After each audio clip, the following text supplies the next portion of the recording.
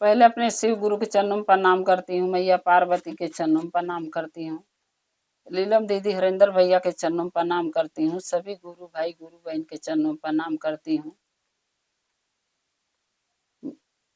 मेरा प्रणाम को स्वीकार कीजिए।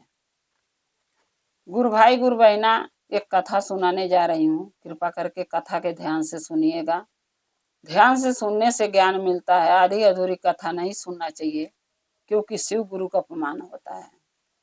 पूरा कथा सुनने से कथा के रहस्य के बारे में पता चलता है, और कथा में क्या बताया गया, क्या समझाया गया है, ये भी पता चलता है।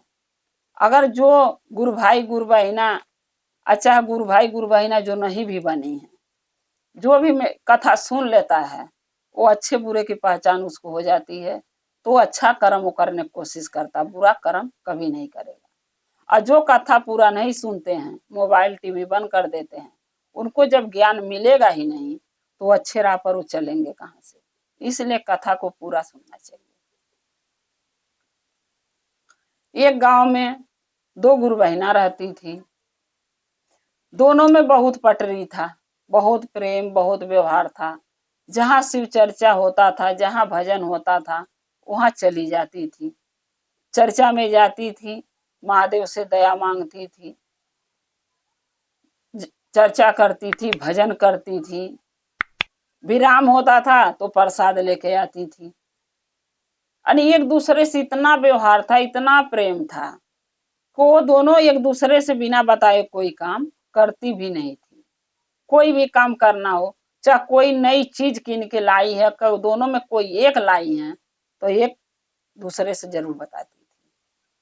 और वो गुरु बहिना का नाम था, एक जने के गीता और एक जने के सुमन। गीता सुमन दोनों जने का नाम था। लेकिन दोनों में एक परेशानी ज्यादा था, कंपटीशन। हर चीज का कंपटीशन होता था।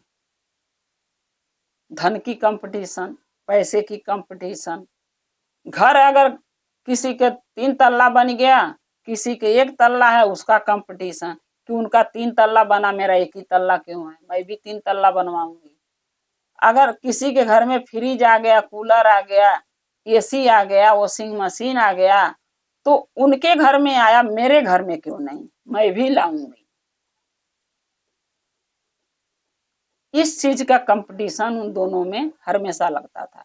क्योंकि कोई एक गुरु बहिना लेती थी कोई सामान, तो दूसरे गुरु बहिना से जरूर वो कहती थी कि मेरे घर में तो आज ये चीज नया मैं किन के मंगाई हूँ। तो जब वो बताती थी तो उनको बहुत जलन होता था कि वो ले आ ली तो मैं क्यों नहीं। धन उसके पास भी है, धन मेरे पास भी है, और दोनों के पास धन की, पैसे की कमी नहीं थी, क्योंकि दोनों के पति अच्छा खासा कमाते थे।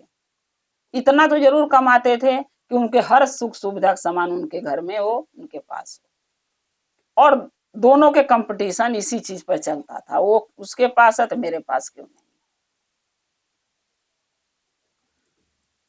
तो दोनों को महादेव, देखिए महादेव का दया कि दोनों के जो औलाद हुआ, दोनों के एक एक बेटे हुए। एक सुमन गुरु बहिना के, एक गीता गुरु बहिना के, दोनों के एक एक औलाद महादेव की। अब औलादों में कंपटीशन होने लगा। अगर उसका बच्चा जिस स्कूल में पढ़ेगा, उसी स्कूल में मेरा भी बच्चा पढ़ेगा, तो दोनों अपने बच्चों के नाम एक ही स्कूल में लिखा दी। उसका बच्चा आज ये कपड़ा पहनेगा तो मैं भी वही कपड़ा पहनाऊंगी, उसका बच्चा ये चीज खाएगा तो मैं भी वही खिलाऊंगी। यानी बच्चों के लेके भी कंपटीशन उन दोनों में चालू हो गया, दोनों गुरु बहिना में। जैसे वो बच्चे बड़े हुए, एक स्कूल में पढ़े लिखे, और जब बच्चे 12वीं पास कर लिए, तो जो सुमन गुरु बहिना थी, उनका लड़का बोला, मम्मी मैं विदेश में पढ़ के वकील बनना चाहता हूँ। तो सुमन गुरु बहिना बोली, ठीक है भाई। देखिए, किसी का भी बच्चा अगर कहीं जाके अच्छा पढ़ाई लिखाई करना चाहेगा, एक अच्छा इंसान बनना चाहेगा, तो वो माँ जरूर कहेगी कि बेटा ठीक है, जाओ तुम पढ़ो और एक अच्छा इंसान बनो, ताकि मेरा नाम हो कि फलाने के गुरु बहिना का लड़का इतना देखो बुद्धिमान है, ज्ञानी है, और पढ़ लिख के इतना अच्छा नौकरी कर रहा है। तो सुमन गुरु बहिना अपने बेटे को भेज दी विदेश पढ़ने के। और गीता गुरु बहिना से जाके बता दी कि मैं तो अपने बेटे के विदेश भेज रही हूँ पढ़ाई के लिए, और पढ़ लिख के वो वकील बनना चाहता है। तो जो गुरुबहिना थी, जैसे सुमन गुरुबहिना जब भेज दी तो गीता गुरुबहिना से बोली, तो जो गीता गुरुबहिना थी उनको ये चीज के बहुत दिक्कत हुआ, बहुत चिंता हो गया कि दोनों बच्चे एक ही साथ पढ़े। हर चीज में मैंने कंपटीशन किया कि उसके पास है तो मेरे पास होना चाहिए। पढ़ाई के लेके भी बच्चों के कंपटीशन में करी, उसका स्कूल में जो स्कूल बच्चा पढ़ेगा उसी में मेरा पढ़ेगा। अब सुमन गुरुबहिना अपने बेटा के विदेश भेज रही है पढ़ने के लिए, वकील बनाने के लिए, और मेरा बेटा क्यों नहीं जाएगा। गीता गुरुबहिना सोची तो वो भी क्या करी, विदेश भेजी पढ़ने के लिए अपने भी बेटे के, और उसको भी बोली अपने भी लड़के के कि बेटा तुम्हें भी वकील बनना है। लड़का बोला ठीक है माँ, आप जैसा कहोगे मैं वही बनूंगा। चला गया। दोनों बच्चे, दोनों जने के बच्चे विदेश चले गए और पढ़ाई किए, और पढ़ लिख के दोनों के बेटे वकील बन गए। उसके बाद अब शादी के लेके कंपटीशन लगा चलने। सुमन गुरुबहिना अपने बेटा को बोलाई, फोन करी कि बेटा अब मेरी उम्र हो चुकी है, मैं बूढ़ी हो रही हूँ, और मेरे खाना पीना बनाने में, काम करने में बहुत दिक्कत हो रही है। बेटा अगर तुम घर आ जाते तो मैं एक अच्छी लड़की देख के तुम्हारी शादी कर देती, ताकि बहू घर में आ जाती तो रोटी पानी बनाती और मुझे खिलाती, मेरा सेवा सुविधा करती। तो जो सुमन गुरुबहिना का बेटा था वो आ गया गाँव, बोला ठीक है मम्मी मैं आ रहा हूँ, लड़की देख के रखना है आप। वो बोली सुमन गुरुबहिना नहीं बेटा आओगे तो लड़की देखेंगे। बोला ठीक है। सुमन गुरुबहिना अपने बेटे को बुलाई, और यहाँ पर जब गांव आ गया तो उन्होंने लड़की देखा एक बहुत गरीब अमीर खानदान में, यानी जो लड़की थी उसका बाप जज था, बहुत बड़ा जज। जब वो जज है तो उसके पास धन की क्या कमी है, रुपया पैसा की क्या कमी है, सब कुछ था उसके पास, जज के पास। और उसकी एक ही लड़की थी जज के। वो भी सोचता था जहां भी शादी करूंगा जो भी लोग मांगेंगे वो सब मैं दूंगा, लेकिन मेरे लड़की को कोई दिक्कत नहीं होना चाहिए। कोई भी माँ बाप सोचते हैं कि जो हमारे पास है मैं दूंगा, लेकिन मेरी लड़की सुखी है, वैसे जज भी सोचा। अब सुमन गुरुबहिना अपने बेटे के शादी में दहेज का मांग करी। दहेज में मांगी 4 चक्का गाड़ी और 11 तोला सोना और 9 लाख रुपया नगद, और बदले में जो सुख सुविधा का सामान होता, washing machine, fridge, cooler, AC, यानी वो सब सामान मांगे। जब वो जज था तो उसके पास पैसे कमी नहीं था, उसने सब दिया जो इन्होंने सुमन गुरुबहिना मांगी दहेज में, उसने सब जज ने दिया अपनी बेटी के लिए कि मेरी बेटी उस घर में कम से कम सुखी रह जाके। और साथ में ये भी देख के किया कि चलो हम जज हैं तो मेरा दामाद भी तो वकील है, ओहदा भी चलो थोड़ा कम बेसी है, लेकिन नाम तो होगा कि हाँ इनका दामाद वकील है। ये सोच के जज साहब अपने बेटी के शादी सुमन गुरुबहिना के बेटा से कर दी। और जब वो बहू आई सुमन गुरुबहिना के, तो जो जो मांगी थी वो सब उनको मिला। अब गीता गुरुबहिना है वो सोचने लगी, सुमन गुरुबहिना जाके गीता गुरुबहिना से फिर बता दी कि मैं तो लड़के के शादी करी हूँ, 4 चक्का गाड़ी मिला है और 11 तोला सोना मिला है, 9 लाख रुपया नगद मिला है, वॉशिंग कूलर मशीन, यानी जो भी फ्रिज एसी जो भी मांगी सब मिला है। मैं तो बहुत दहेज पाई हूँ। अब अपनी बड़ाई लगी करने। अब गीता गुरुबहिना की इस चीज से भी बहुत तकलीफ पहुंचा कि ये तो बहुत अमीर घर में शादी करी, अब मैं भी वैसे ही अमीर घर खोजूंगी अपने बेटा के लिए, मैं भी अपने बेटा की शादी करूंगी जज की लड़की से। और भी तो जज होंगे, होता है ना कंपटीशन, सब चीज में तो हो रहा था, अब इसमें क्यों ना हो, शादी के लिए इसमें भी चालू हो गया कंपटीशन दोनों जने में।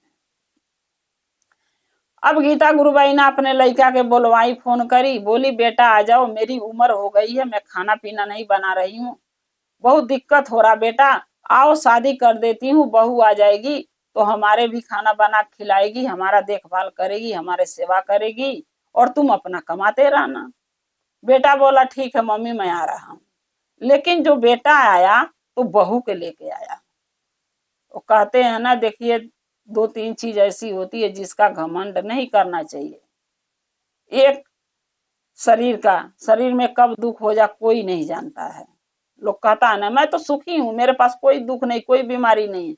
लेकिन भगवान महादेव के कृपा, नसीब में क्या लिखा है, कल को क्या हो सकता है हमारे साथ, आपके साथ, न आप जानते हैं न मैं जानती हूँ।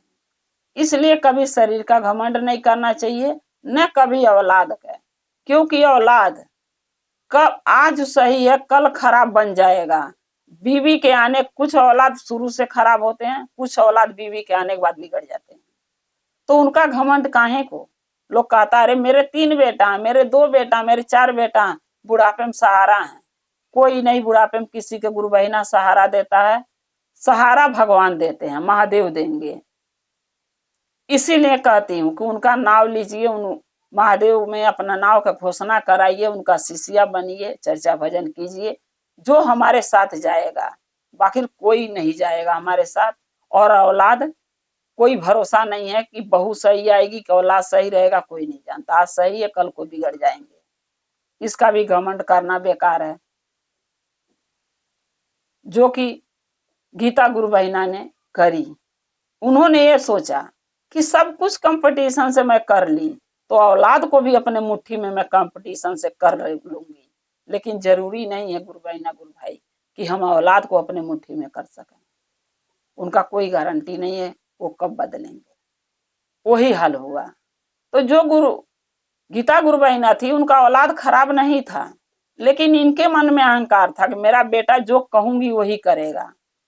तो देखिए शादी ब्याह है, लड़का के अगर लड़की पसंद आ गया उसने शादी कर लिया। तो धन दौलत नहीं होता, लड़की अच्छी आ गई तो सब धन वही। उसने जो सुमन गीता गुरु बहिना थी, उनका लड़का जो शादी करके लड़की लाया वो महादेव की शिष्या थी, और वो बहुत गरीब घर के लड़की थी, क्योंकि उसके बाप गरीब थे, दान दहेज नहीं दे सकते। लेकिन लड़की बहुत सुंदर थी और महादेव की शिष्या थी। जब वो लड़की मंदिर में पूजा करने जाती थी, जब ले शादी नहीं हुआ था, वो लड़की एक ही चीज महादेव से मांगती थी कि हे महादेव, मेरे माँ बाप गरीब हैं, वो दहेज दे नहीं सकते, और दहेज देंगे नहीं तो अच्छा घर मुझे मिल नहीं सकता। लेकिन मेरे लिए जो भी घर ढूंढना, लड़का अच्छा हो, परिवार अच्छा हो, अमीर ना हो तो भी चलेगा, 2 वक्त की रोटी मिल जाए, इससे ज्यादा मुझे कुछ नहीं चाहिए। लेकिन वो कहते हैं जिसके नसीब में जो लिखा वो जरूर मिलेगा। उसके नसीब में लिखा था वकील, जो मिला।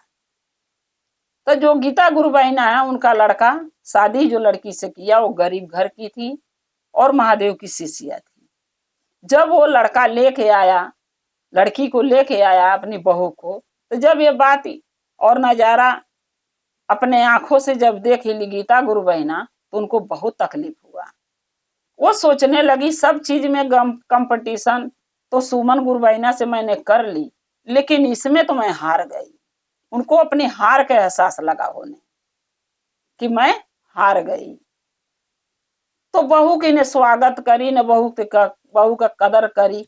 बहू घर में तो आ गई, अब लड़के से लड़ने लगी गीता गुरु बहिना, तू शादी क्यों किया, मैं तेरे लिए एक अच्छी लड़की, अमीर खानदान की लड़की ढूंढती, जिसमें दहेज में मुझे बहुत सारा सामान मिलता, 4 चक्का गाड़ी मिलता, 11 तोला सोना मिलता, 9 लाख रुपया नगद मिलता, AC cooler machine TV fridge सब मिलता, और तूने शादी ये लड़की से किया, गरीब घर की आई, कुछ नहीं लेके आई, खाली हाथ चली आई, 2 कपड़ों में आई, मैं इसका स्वागत नहीं करूंगी। तब गीता गुरु बहिना का बेटा बोला, मम्मी जो नसीब में होता वो मिलता है, आपको धन चाहिए और हमें लड़की चाहिए। लड़की इतनी सुंदर है मम्मी, इतनी गुणी है कि हमारे घर में रहेगी तो घर को स्वर्ग बना देगी। लेकिन गीता गुरु बहिना काहे को माना, वो उनको तो बस धन चाहिए, जो कि सुमन गुरु बहिना से कंपटीशन करना था दहेज का, वो उनको चाहिए था। जब वो लड़की गीता गुरु बहिना के बहू अगर खाना बना के ले जा देने के लिए, गीता गुरु बहिना क्या करा, थरिया पटक दे, खाना ना खा। जब वो सेवा करने बैठे गोड़ हाथ दबाने, तो उनको उसको लाते से मार दें। जब वो कुछ बात पूछने आए तो उसको चाटा मार दें गुस्से से कि गरीब घर की है, धन तो ले आई नहीं और मेरे माथे पर आके बैठ गई। इस गुस्से से उसकी बेइज्जती करती रहे, मौका एक भी ना छोड़ा उसको जलील करने के। लेकिन वो लड़की शिव की शिष्या थी, एक भी वचन अपने सास को नहीं बोलती थी, एक भी जवाब नहीं देती थी। ये सोच के कि इस चर्चा में यही बताया गया है कि अगर बड़े गलती हो ना हो, अगर बड़े हमें कुछ के लिए डांट रहे हैं, बोल रहे हैं, तो उनका जवाब नहीं देना चाहिए। तो गुरु बहिना गुरु भाई, जो शिष्या रहेगी उसको ये बात समझ में आएगा, जो नहीं रहेगी वो कभी नहीं समझेगी। लेकिन वो बात उसको समझ में आता था क्योंकि महादेव की शिष्या थी वो लड़की। फिर कुछ दिन बीता, गीता गुरु बहिना अपने बेटे से लड़ाई करी कि बेटा इस बहू के अपने बीबी के आनी ले, जो इसके मायके छोड़िया, नहीं मैं अपना जान दे दूंगी। गीता गुरु बहिना अपने बेटा से बोली। अब बेटा सोचा अगर अपनी बीबी को मैं इसके मायके नहीं छोड़ूंगा यानी अपने ससुराल, तो मेरी माँ मेरे बीबी के चलते अपना जान दे देगी, तो टोला मोहल्ला गांव घर में हमारी बेइज्जती हो जाएगी कि एक माँ अपनी बहू के अपने बेटा के चलते अपनी जान दे दी। तब वो लड़का सोचा कि ठीक है मम्मी, मैं अपनी बीबी को इसके मायके छोड़ आऊंगा। बोली हाँ छोड़ आओ। वो लड़का ले गया अपनी बीबी को अपने घर छोड़ दिया, उसके मायके छोड़ के आ गया। अब सुमन गुरु गीता गुरु महीना जो थी, अब उनको तो मजे मजे हो गए कि मेरी बहू तो चली गई, अब दूसरी बहू ले आओ। अब अपने लड़के के लिए वो लगी लड़की ढूंढने। तो जो भी वो लड़की ढूंढती थी, गरीब कभी मिलती थी, कभी अमीर, कभी पैसे वाले भी मिलती थी। लेकिन क्या होता था, कुछ न कुछ कारण से रिश्ता टूट जाता था। तो जिसकी जोड़ी भगवान बना दें, शिव गुरु महादेव, वो जोड़ी कहाँ से टूटेगी। वो तो लिखा था उसके साथ जोड़ी बना था रहने के, तो दूसरी जोड़ी कहाँ से बना देंगे। तो जो भी गीता गुरु बहिना अपने बेटे के लिए रिश्ता देखने जा, तो कुछ न कुछ कमी निकल जा और वो रिश्ता टूट जाए। तो जब टूट जा तो गीता गुरु बहिना बहुत परेशान हुई, बोली बहू के भी खदेड़ दी, चली गई। और शादी करना दोबारा चाहती हूँ बेटा के, तो कहीं रिश्ता नहीं ठिका रहा है। अब इस चिंता में सोचते सोचते मंदिर चली गई शिव गुरु के। अब मंदिर जाके महादेव के चरणों पर गिर के गीता गुरु बहिना रोने लगी कि हे शिव गुरु, हे महादेव, ऐसे मैं कौन सा गलती, कौन सा पाप करी थी जो मेरा बेटा शादी किया एक गरीब लड़की से, और उस लड़की के मैंने भगा के और दूसरा शादी अपने बेटे के करना चाहती हूँ, तो लड़की नहीं मिल रही है, रिश्ता ही नहीं ठीक हो रहा, कुछ न कुछ लेकिन से रिश्ता टूट जा रहा है। ऐसे कौन सा मैं पाप करी हूँ।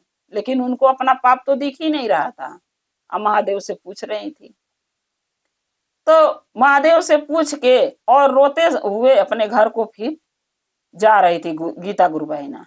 और अपने घर से सुमन गुरु बहिना रोते हुए हाथ में खांची लेके, खुरपा लेके, यानी हसुआ लेके घास काटने के लिए खेतों में जा रही थी।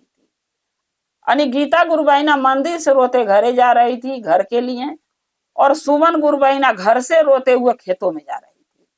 अब दोनों रास्ते में मिल गई। अब गीता गुरु बहिना सुमन गुरु बहिना से लगी पूछने कि गुरु बहिना आप रो क्यों रही हो। तब गीता सुमन गुरु बहिना कहती है कि क्या करूं गुरु बहिना, मैं सोची जो वो हुआ नहीं। तब गीता गुरु बहिना बोल रही है कि क्या सोची, तुम यही न सोची थी। सुमन गुरु बहिना से गीता गुरु बहिना बोली कि आप यही न सोची थी कि अच्छे घर की, अमीर घर की बहू आ जा, दान दहेज खूब सारा लाभ, सो मिला, 4 चक्का गाड़ी आपको मिल गया, 11 तोला सोना मिल गया, 9 लाख रुपया नगद मिल गया, fridge, cooler, washing machine, AC सब आपको मिल गया। आप क्या चाहिए, आप क्यों रो रही हो, सब चीज तो आपको मिल गया, बहू भी अच्छी मिल गई। और मेरा नसीब देखो, मेरा बेटा शादी भी करके लाया तो गरीब घर की बहू, तो रोना तो मुझे चाहिए, तो तुम क्यों रो रही हो। गीता गुरु बहिना सुमन गुरु बहिना कह रही है कि रोना मुझे चाहिए, तो तुम क्यों रो रही हो। तब सुमन गुरु बहिना बोली कि नहीं बहन, गरीब घर की आती तो बहुत बढ़िया रहता, अमीर घर का लाके मैं बहुत दुख काट रही हूँ। मेरी बहू न घर का एक काम करती है, न झाड़ू लगाती, न पोछा लगाती, न बर्तन मांजती, न खाना बनाती, न कपड़ा धोती, न मेरा सेवा करती, न मुझे खाना बना खिलाती। सारा काम मुझसे करवाती है, जो उससे करना चाहिए वो मैं करती हूँ। और मेरे को बदले में ना कैले के बाद भी खेतों में देखो खुरपा हंसुआ लेके मैं घास काटने जा रही हूँ। और मेरी बहू बोली है कि कल परसों में मेरा घर खाली कर दो। आज जब मैं पूछी क्यों, ये घर तो मेरा है, तो बहू कह रही है कि दहेज लेके, मेरा बाप दहेज देके तुम्हें या तुम्हारे घर को या तुम्हारे बेटा को खरीद लिया है। मैं जो चाहूंगी वो करूंगी, तुम इस घर में नहीं रहोगी। अब मैं क्या करूं, इसीलिए रो रही हूँ। जब इतना बात, इतना दुख सुमन गुरु बहिना के गीता गुरु बहिना सुनी, तब गीता गुरु बहिना को लगा ज्ञान आने कि मेरी बहू तो लाख गुना अच्छी थी, गरीब घर की थी, धन दौलत नहीं ले आई, लेकिन कितना बढ़िया थी, अच्छी थी, सुंदर थी। घर के झाड़ू पोछा कपड़ा लत्ता बर्तन खाना पीना सब करती थी, एक काम मुझे करने नहीं देती थी, और बदले में मेरा सेवा भी करने आती थी, मेरे जगह पर मुझे खाना देती थी। और बदले में मैं उसको क्या दी कि हमेशा मारी, हमेशा पीटी, हमेशा गरियाई, हमेशा ढकेली। अरे उसका इज्जत उसका कदर मैं करी नहीं। जो कि मेरी बहू घर की लक्ष्मी थी, हम घर की लक्ष्मी को खजलवा दी। मेरे इतना पापी तो कोई नहीं होगा।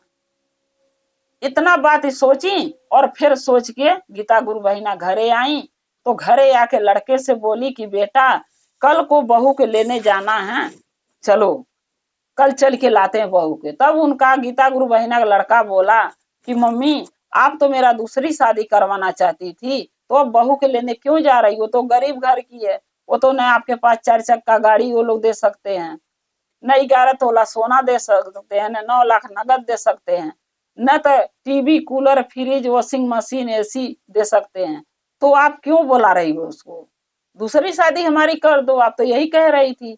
तब गीता गुरु बहिना बोली नहीं बेटा, हमको कुछ नहीं चाहिए, हमके हमारी बहू चाहिए, मेरी बहू घर की लक्ष्मी है, हमारी हमारी हमके हमारी लक्ष्मी दिलवा दो, चलो ले आते हैं। लड़का बोला ठीक है। गीता गुरु बहिना उनका लड़का गए, लड़की को यानी बहू के लेने गई। वहां जाके बहू के गोड़ों पर गिर गई, पैरों पर, बोली बहू मुझे माफ कर दो, मुझसे बहुत बड़ा पाप हुआ, बहुत बड़ा गलती हुआ है, मैं अपने घर के लक्ष्मी की इज्जत नहीं करी, घर से निकाल दी, इस लालच में मुझे दहेज चाहिए, और मुझे दहेज बहू नहीं चाहिए, मुझे तुम चाहिए, तुम हो तो मेरे घर में सब सुख सुविधा का सामान आ जाएगा, सब महादेव की दया हो जाएगी, इसलिए तुम हमारे घर चलो। तब बहू बोली, सास को उठाई और बहू बोली कि मम्मी नहीं, माँ के हाथ बहू बेटी के सर पर होना चाहिए, आशीर्वाद देने के लिए उठना चाहिए, ना कि बहू के चरणों में गिरने के लिए होना चाहिए। आप मेरी माँ हो, अगर आप मुझे गाली दी, चाहे मारी, चाहे गरियाई, चाहे घर से निकाल दी, चाहे मेरी इज्जत नहीं करी, मेरी कदर नहीं करी, कोई बात नहीं, इसमें मुझे कोई दिक्कत नहीं, कोई दुख नहीं है आपके लिए। मैं जब आप जो बात कही मैं वही भूल गई थी, मैं कभी याद नहीं रखी, मेरी सास मेरे साथ इतना दुर्व्यवहार करी है, और आप भी भूल जाइए। और मम्मी चलिए हंसी खुशी महादेव का नाम लेके, और एक जगह आप भी महादेव का शिष्या, मैं भी हूँ, जहाँ दोनों शिष्या रहेंगी ताकि कोई चीज की दिक्कत दुख कभी नहीं आएगा, महादेव हमेशा दया करेंगे। और अपने पति को बोली कि इनको भी नाव का घोषणा करा देते हैं, इनका भी नाव के शिव चर्चा में नाव का घोषणा करा के इनको भी शिष्य बना देते हैं। अब सास पतोई बेटा तीनों अपने घर आए और मिल मिला के तीनों रहने लगे। और महादेव इतना दया बरसाए कि जो भी गीता गुरु बहिना चाहती थी, जिस चीज के लिए कंपटीशन करती थी सुमन गुरु बहिना से, वो सब उनको मिल गया।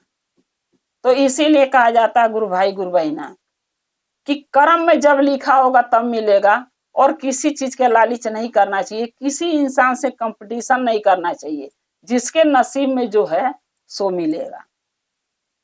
किसी के पहले मिलता, किसी को लेट मिलता है, लेकिन मिलता सबको है, अगर नहीं लिखा है तो नहीं मिलेगा, इतना सब्र करके रहना चाहिए। तो गुरु भाई गुरु बहिना, मेरा कथा ही समाप्त होता है। अगर मेरा कथा आपको अच्छा लगा तो कमेंट में लिख के भेजिएगा, चैनल को सब्सक्राइब कर लीजिएगा कि मेरा नया नया कथा वीडियो जो मैं आपके पास डालती हूँ आपके पास पहुंचता रहे, और आपका हमारा ऐसे रिश्ता बना रहे, हम शिव गुरु से जुड़े रहें। हर हर महादेव, घर घर महादेव। महादेव के दया और कृपा सदा आप लोग पर बना रहे। महादेव सदा आप लोग के साथ रहे। जय शिव गुरु महादेव। पहले अपने शिव गुरु के चरणों में प्रणाम करती हूँ, माता पार्वती के चरणों में प्रणाम करती हूँ, लीलम दीदी हरेंद्र भैया के चरणों में प्रणाम करती हूँ, सभी गुरु भाई गुरु बहन के चरणों में प्रणाम करती हूँ, माता पिता के चरणों में प्रणाम करती हूँ। मेरे प्रणाम को स्वीकार कीजिए। गुरु भाई गुरु बहना, एक कथा सुनाने जा रही हूँ। कृपा करके कथा के ध्यान से सुनिएगा। ध्यान से सुनने से ज्ञान मिलता है। आधी अधूरी कथा नहीं सुनना चाहिए, क्योंकि शिव गुरु का अपमान होता है। पूरा कथा सुनने से कथा के रहस्य के बारे में पता चलता है और उससे ज्ञान भी मिलता है। सुन के कि क्या उसमें बताया गया है, क्या समझ में आया है, पूरा कथा सुनने से ही समझ में आता है। तो कथा को हमेशा गुरु भाई गुरु बहना पूरा सुनना चाहिए। आधी अधूरी कथा कभी नहीं सुनना चाहिए। एक गांव में एक राजा रहते थे। राजा बहुत धर्मात्मा थे, बहुत दानी थे। यानी राजा थे तो उनके पास धन दौलत रुपया पैसा के गाड़ी बंगला के तो कमी नहीं था, सब कुछ था। और दान पुण्य भी वो बहुत करते थे, दोनों मियाँ बीवी, राजा और रानी दोनों। ये भी नहीं था कि कोई दरवाजे से उनके भूखा कोई दुखिया घूम के चला जा, नहीं। जो भी आता था और जो भी उनको मांगता था, जैसे राजा साहब मेरे कोई चीज नहीं है, चाहिए आप सहायता कर दीजिए, राजा ने हमेशा सहायता के लिए खड़े रहते थे अपने गांव वालों के लिए। क्योंकि कहते हैं ना, राजा है तो प्रजा है, प्रजा है तो राजा है। उनका यही मानना था कि अगर हम अपने गांव वालों के भला नहीं करेंगे, सहायता नहीं करेंगे, तो हमको राजा क्यों मानेंगे। इसलिए हर भूखे को खाना देते थे, प्यासे को पानी देते थे, भिखारी आते थे उनको भिक्षा देते थे। यानी हर जगह दान पुण्य, जहाँ भी सहयोग, जैसे चंदा कोई मांगने आ जाता था, कोई भंडारे के लिए आ जाता, कोई जागरण के लिए आ जाता, तो राजा हमेशा दान पुण्य करते थे, दोनों मियाँ बीवी। ये नहीं है कि दान ना करो, हमेशा करते थे। और जो उनकी बीवी थी यानी रानी थी, वो महादेव के में बहुत भरोसा करती थी, बहुत विश्वास महादेव पर था उनके।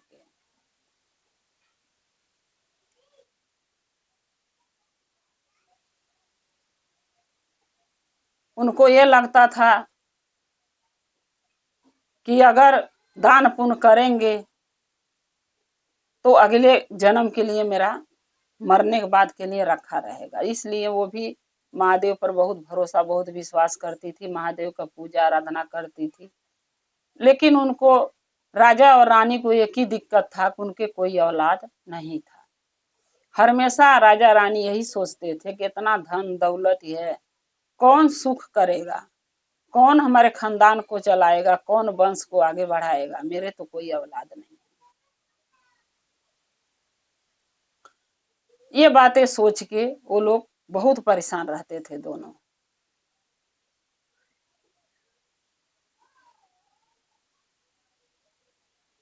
तो एक दिन क्या हुआ कि रानी, उनके घर के बगल में थोड़ी दूर पर चर्चा हो रहा था, शिव चर्चा महादेव का।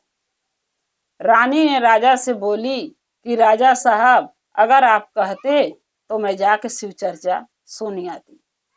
तो राजा ने बोला कि रानी, चर्चा सुनने से मैं रोक नहीं रहा हूं, लेकिन किस लिए आप जाओगे?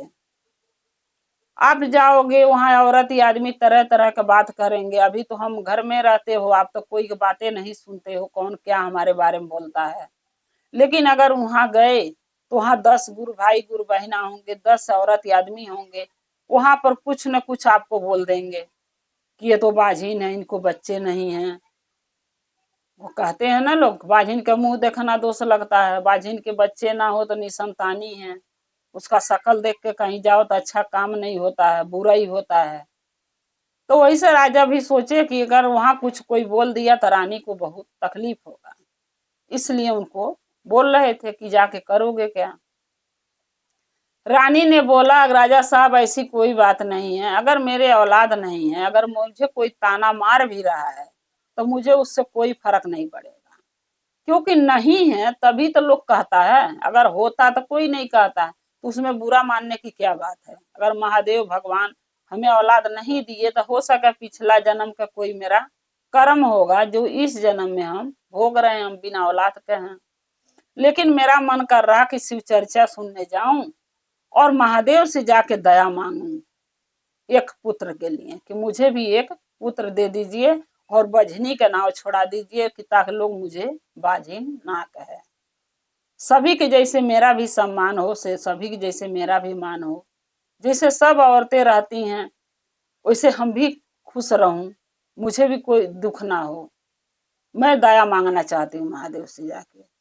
तब राजा बोले कि नहीं, अगर बात मानती हो, तुम्हें यही मर्जी है तो जाओ, लेकिन हाँ, जाना तो सोच समझ के, सभा में मत जाना, क्योंकि आप रानी हो। अगर बीच में गई, आगे बैठी तो भी लोग देख के हो सका कुछ ना कुछ बातें भी करेंगे। अगर तुम पीछे बैठोगे, एक साइड बैठोगी, तो ना कोई देखेगा ना कोई बोलेगा कुछ। तुम्हें चर्चा सुनना है तो कहीं भी बैठ के सुन सकती हो। रानी बोली ठीक है। रानी गई चर्चा में, चर्चा सुनी, चर्चा सुन के महादेव से दया मांगी। बोली कि हे शिव गुरु, अगर मुझे आप एक भी पुत्र दे दिए, औलाद मुझे अगर हो जाएगा, चाहे पुत्र हो चाहे पुत्री, कोई भी हो, तो मैं एक बच्चे की बलि आपके पास चढ़ाऊंगी, वो भी लड़के का। अब रानी ने मन्नत तो मान ली, और मन्नत मान को भूल गई रानी ने कि हमने चर्चा में मांगा क्या था और वचन क्या दिया था महादेव के। कहने के तो कह दी कि अगर मेरे पुत्र होगा तो पहला पुत्र की बलि हम मंदिर में आपको चढ़ाएंगे, लेकिन कह के वो भूल गई, ध्यान उतर गया। रानी जब घरे आई, कुछ दिन में बच्चे हुए। 7 साल के अंदर उनके 3 बेटा हुआ, और तीनों बेटा ही थे, लड़की नहीं थी। जब 3 बेटा रानी के हो गए तो रानी ने तो भूल गई थी महादेव से कह के कि बेटा की बलि चढ़ाऊंगी आपको मंदिर में, उन्होंने तो भूल गई वो बात। जब 3 बच्चे हो गए, 7 साल बीत गया, तब रानी सोई थी, एक दिन सपने में क्या देख रही हैं कि महादेव जी आए हैं, और उन्होंने ये बोला कि रानी, तुम्हारे एक पुत्र नहीं था, तो तुमने बोला कि हमें पुत्र होगा तो हम आपके मंदिर में महादेव बलि चढ़ाएंगे अपने बेटे के, और तुम्हें 3 पुत्र मैंने दिया, और 3 पुत्र में एक का भी बलि तुमने नहीं दी, अपनी वचन भूल चुकी हो, याद रख करो। जब रानी सपना में बातें सुनी तो राजा से बोली, क्योंकि राजा के तो बात पता नहीं था, रानी बताई नहीं थी कि मैं बलि चढ़ाने के लिए मान के आई हूँ महादेव से कि मुझे औलाद होगा तो मैं बलि चढ़ाऊंगी अपने बेटे का, ये बात बताई नहीं थी। जब राजा से रानी बोली तो राजा जो हैं वो बहुत परेशान हुए। बोले, रानी ऐसी बातें तुमने बोली क्यों?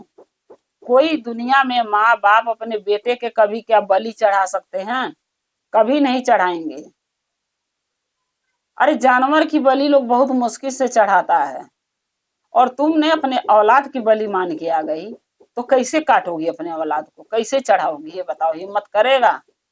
रानी बोली कि राजा साहब, ये चीज तो मैंने सोची नहीं, मुझे एक ही चीज था मन में कि मेरे किसी तरीके से पुत्र हो जा, अब बाझिन का नाव छूट जाए, लोग बाझिन मुझे ना कहे, और मुझे जो है खानदान का वारिस मिल जाए।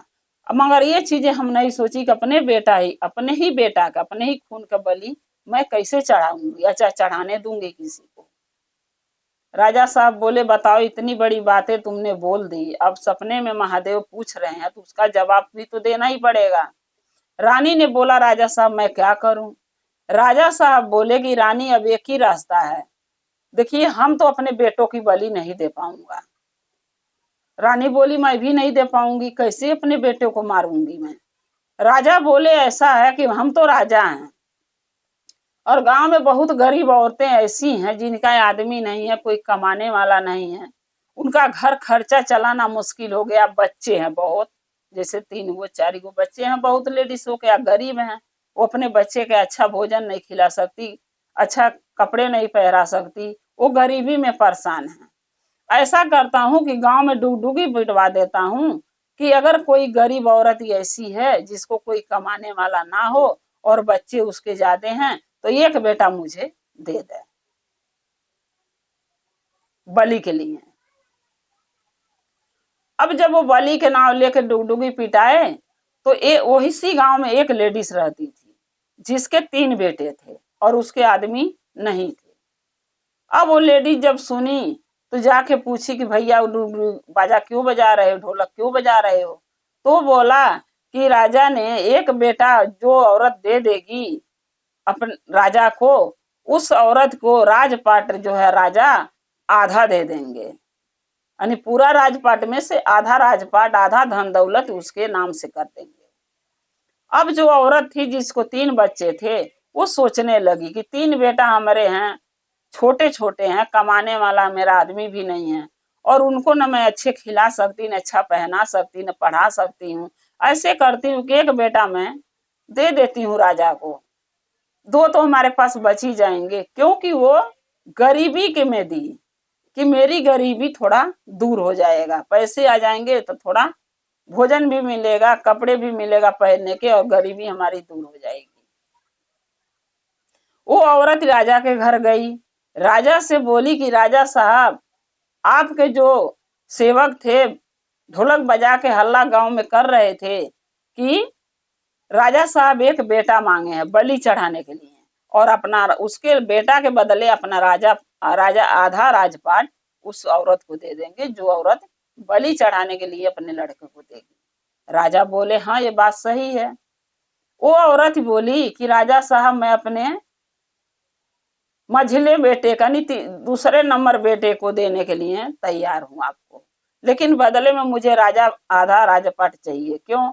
मैं बहुत गरीब हूँ, न बच्चों को खिला पा रही हूँ, न पहरा पा रही हूँ कपड़े, न पढ़ा पा रही हूँ, न मेरे पास घर दुआर है, मैं बहुत गरीब हूँ, मैं कहाँ से बच्चों के पालूंगी। आप एक बेटा यानी मझला बेटा आप ले लीजिए और उसके बदले जैसे आप बोले थे राजा आधा राजपाट देंगे, आधा राजपाट मुझे दे दीजिए। राजा बोले ठीक है। राजा ने आधा राजपाट उसके नाव से लिख दिया औरत को और उसका एक बेटा अपना ले लिए राजा बलि चढ़ाने के। जब राजा ने वो लड़का के लेके मंदिर में गए बलि चढ़ाने के लिए, तब वो लड़का कह रहा कि राजा साहब बलि चढ़ाने से पहले मैं आपको एक भजन सुनाना चाहता हूँ। तो राजा बोले ठीक है सुनाओ, तुम्हारी आखिरी ख्वाहिश हम पूरा करते हैं। तब वो लड़का लगा भजन गाने, बड़का बेटुआ मम्मी पापा जोड़ीदारवा हो, पापा जोड़ीदारवा हो, छोटका बेटुआ माइक दुलरुआ हो न, बड़का बेटुआ मम्मी पापा के दुलरुआ हो, पापा के जोड़ीदारवा हो, छोटका बेटुआ मम्मी के दुलरुआ न होना, माझिल का बेटुआ मम्मी चूल्हा के उचकुनावा हो, चूल्हा के उचकुनावा हो, आओ बेटा बलि चढ़े जानियो राम, से हो बेटा बलि चढ़े जालन हो राम। जब इतना भजन वो लड़का गा लिया तो माँ बहुत दुखी हुई, बोली गरीबी के हालत में अपने बेटा के तो मैं बलि चढ़ाने के राजा को दे दी, लेकिन आज वही बेटा भजन गा के मुझे समझा रहा कि मम्मी तीसरा बेटा का कोई कदर नहीं है आपके पास, इसीलिए ने आप राजा को बलि चढ़ाने के दी। जो कि बात बेटा को बोलना चाहिए मुख से, वो भजन में हमके समझा दिया। फिर जो राजा के 3 बेटे थे, जिन्होंने राजा ने अपने एक भी बेटे को बलि चढ़ाना नहीं चाहते थे, वो बेटा बीच वाला जो था, वो भी जब ये भजन को सुना तो उसको भी बहुत चिंता हुआ। इसके मतलब तीसरा बेटा कोई नहीं मानता है, कोई भी माँ बाप में तीसरे बेटे के प्यार नहीं करते हैं। तो वो कह रहा, जो राजा का बेटा था, बोला पापा मैं भी एक भजन गाना चाहता हूँ। बोले राजा गाओ। तब वो गा रहा है, बड़का बेटुआ पापा आपके जोड़ीदार हो, आपके जोड़ीदार हो, छोटका बेटुआ माई के दुलरुआ न होना। बड़का बेटुआ पापा आपके जोड़ीदार हो, आपके जोड़ीदार हो, छोटका बेटुआ मम्मी के दुलारुआ न होना। माझिल का बेटुआ पापा चूल्हा के उचकुनामा हो, चूल्हा के उचकुनामा हो, से हो बेटा बलि चढ़ी जाई हन हो राम, से हो बेटा बलि चढ़ी जाई हन हो राम।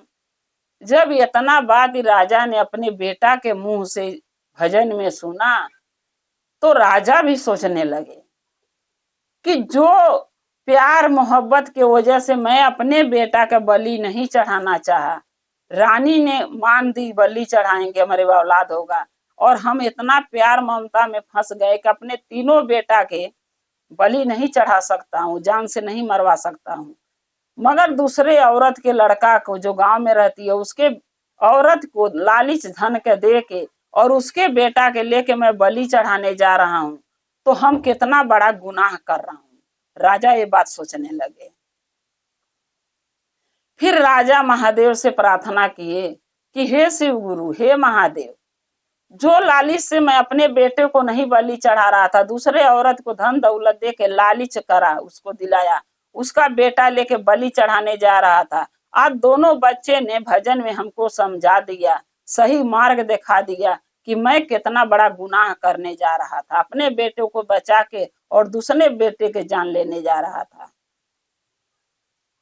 तब महादेव प्रगट हुए सबके सामने मंदिर में, और प्रगट होके महादेव बोले कि मैं राजा, मैं औलाद देता हूँ, औलाद किसी का लेता नहीं हूँ, कब तक, जब तक उसकी आयु पूरी ना हुई हो। अभी ये बच्चे छोटे हैं, इनकी जिंदगी ही क्या जिए हैं, अभी तो इनकी बहुत लंबी उम्र है, हम इनको बलि नहीं स्वीकार कर सकते, चाहे अपना बेटा आप बलि चढ़ाइए और चाहे किसी और गैर के लेके चढ़ाइए, वो बलि मुझे स्वीकार नहीं है। मैंने सपन में रानी को इसलिए दिखाया सपन कि ऐसी मन्नत नहीं मानना चाहिए जो इंसान पूरा न कर सके। कभी कोई इंसान अपने औलाद की बलि चढ़ाया है? कोई नहीं चढ़ा सकता। लेकिन रानी ने ये बात कही थी और कह के भूल गई थी, तो इनको सही मार्ग दिखाने के लिए याद दिलाया मैं कि हाँ तुम मानी हो कि बलि चढ़ाएंगे, तो भूल कैसे गई। मतलब होता है कि मानो तो पूरा करो, नहीं मानने से पहले 10 बार सोचो कि जो भी मन्नत मैं मांग रही हूँ, महादेव के चढ़ावा चढ़ाने कह रही हूँ, वो कर पाऊंगी कि नहीं। मन्नत ही उतना मानना चाहिए जितना मैं कर सकूं। कभी भी ऐसी मन्नत नहीं मानना चाहिए देवी देवता के लिए जो हम पूरा न कर सकें, और रानी ने वही काम किया। इसलिए मैं सपन दिखाया और इनको बताया, और ये आपने, रानी ने आपसे कहा राजा साहब आप दूसरे का औलाद लेके बलि चढ़ाने के तैयार हो गए, लेकिन दोनों बच्चे आपके भजन गा के समझा दिए। अब मुझे आशा है कि आपको बातें समझ में आ गई होगी। बच्चा अपना हो चाहे दूसरे का हो, बच्चा तो बच्चा होता है, उसकी क्या गलती है। मानने वाला मन्नत जो माना गलती उसकी है, तो हम बच्चे को सजाई क्यों दे रहे हैं। बच्चा ने क्या किया है, अपनी गलतियां छुपाने के लिए किसी दूसरे बच्चे को बलि चढ़ाना क्या अच्छी बात है।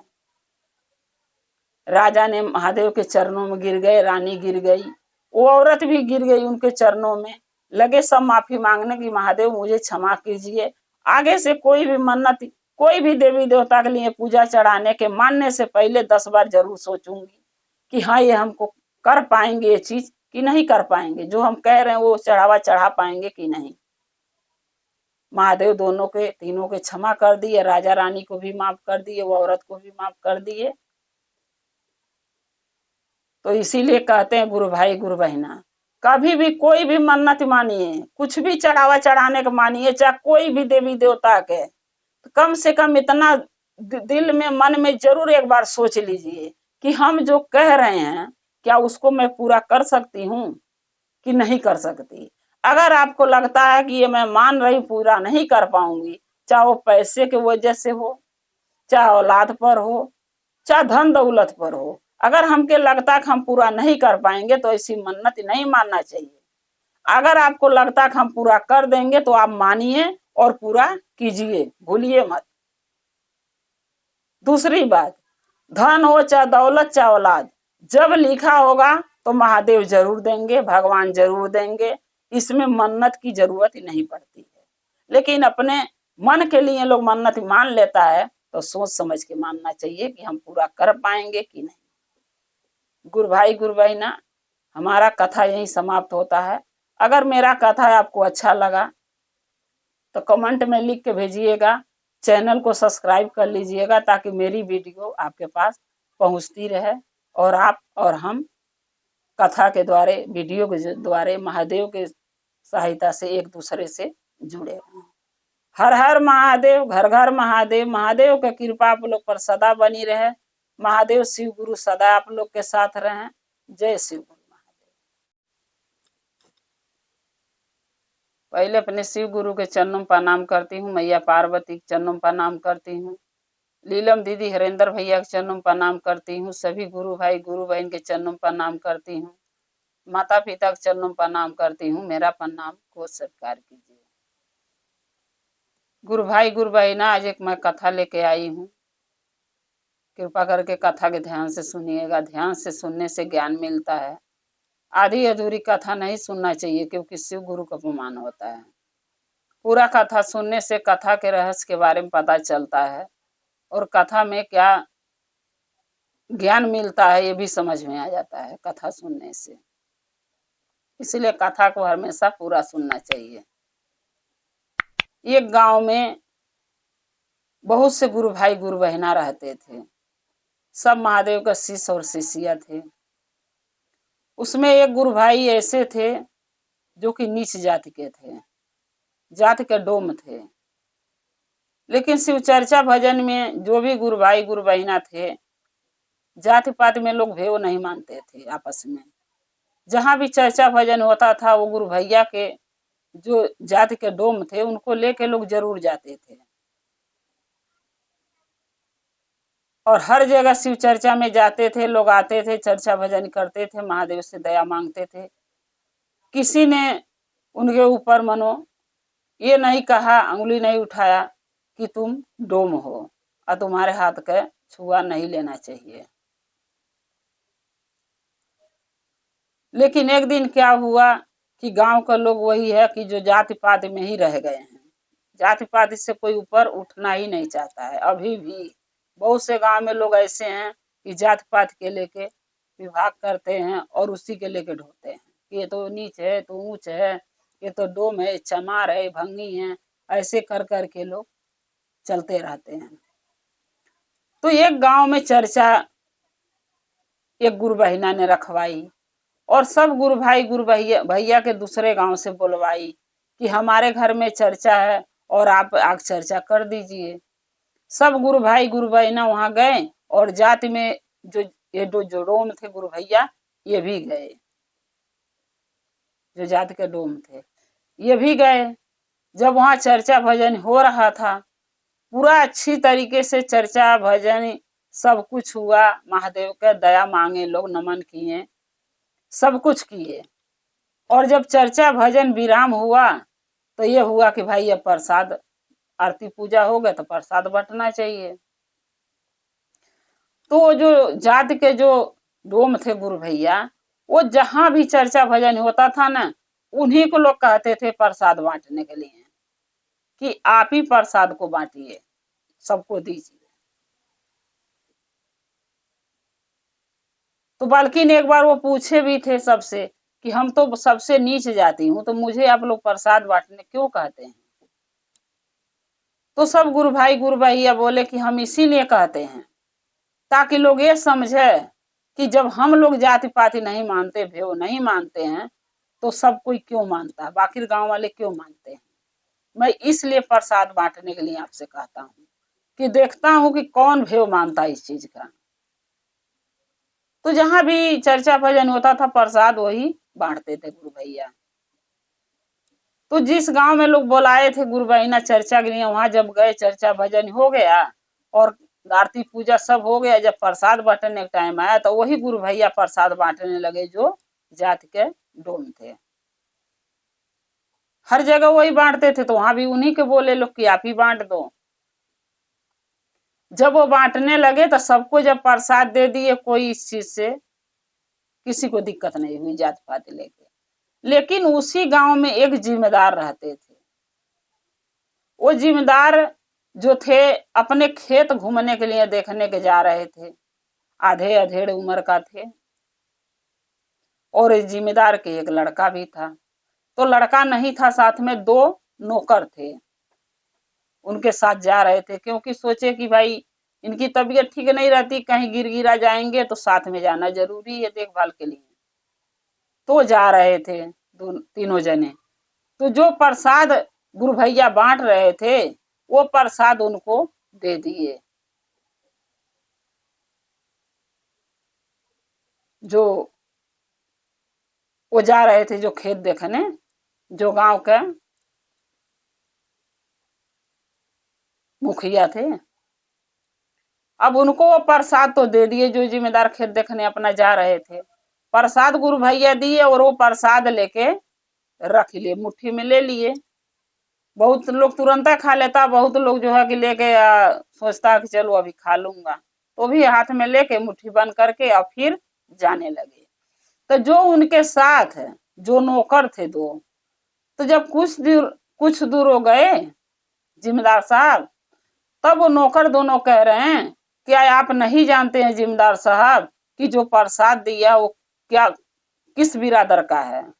तो जिम्मेदार बोले, नहीं मैं तो नहीं जानता हूँ। छोड़ो जात पात लेके, जिम्मेदार एक अवसर बोले उन दोनों के कि जात पात लेके क्या करना, कोई बात नहीं, प्रसाद प्रसाद होता है। लेकिन उनको ये नहीं पता था कि इतना नीच जाती है जो प्रसाद दिए हैं। तो वो दोनों नौकर बोल दिए कि वो तो जाति का डोम है, जो प्रसाद आपको दिया है वो जाति का डोम है, और डोमे के हाथ से छुअल लोग नहीं खाते हैं, पानी नहीं पीते हैं, और आप उसके घर के उसके हाथ का प्रसाद ले लिए, और वो भी आपके हाथ में छू के प्रसाद दिया है। जब इतना बात जिम्मेदार साहब सुने तो उनको बहुत तकलीफ हुई, एकदम आंख बबूला हो गए कि ऐसे नीच जात के हाथ से मैं प्रसाद लिया कैसे। बस क्या किए, प्रसाद को ही फेंक दिए। जैसे गांव में कुछ पर्ती होते हैं जो लोग नहीं बोता है, आबादी छठे होते हैं, उसी आबादी में उन्होंने फेंक दिया खेत में। जब फेंक दिया, फेंक के फिर आए उस गुरु भैया के लगे, जो गुरु भैया उनको प्रसाद दिए थे, जो जात के डोम थे, उनके लगे आके, और उनको कुछ पूछे नहीं, उनको दो ही चमाटा कस के उनको मुंह पर जमा दिए, यानी मार दिए। तब सब गुरु भाई गुरु बहिना हाँ हाँ करने लगे, क्यों मारे क्यों मारे, क्या हुआ, क्या गलती है जो मार दिए, नहीं मारना चाहिए।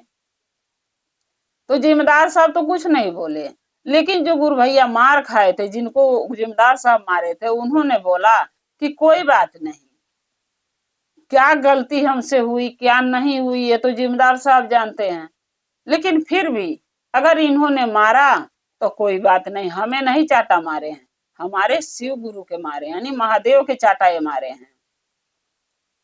हम कौन होते हैं इनको मारने वाले, सजाई देने वाले? सजाई देने वाले तो हमारे महादेव हैं। मर्जी करे इनको सजा इस चीज के दें और नहीं तो नहीं दें, मगर हम नहीं होते हैं कोई कि मैं सजा इनको दूं। ये मारे, अगर 2 चाटा मुझे, अब मैं भी इनको 1 चाटा मार दूंगा तो इनके हमारे में रह क्या जाएगा।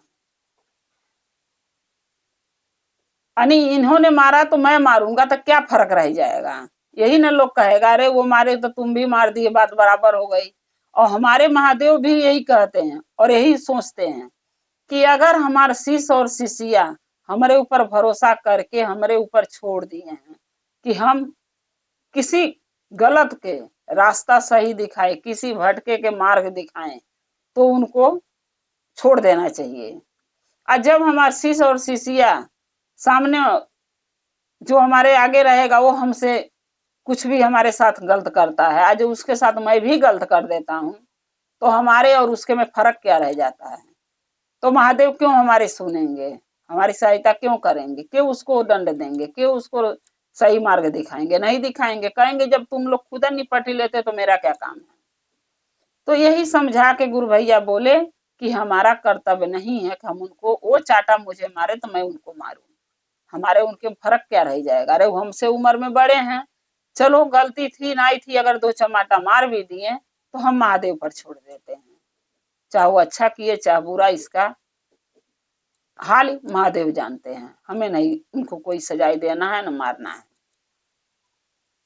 इतना कह के और ये लोग अपना सर सामान बांधे, बाजा वजा लेके जो गए थे चर्चा के लिए, अपने अपने घरे गुरु भैया लोग चले गए।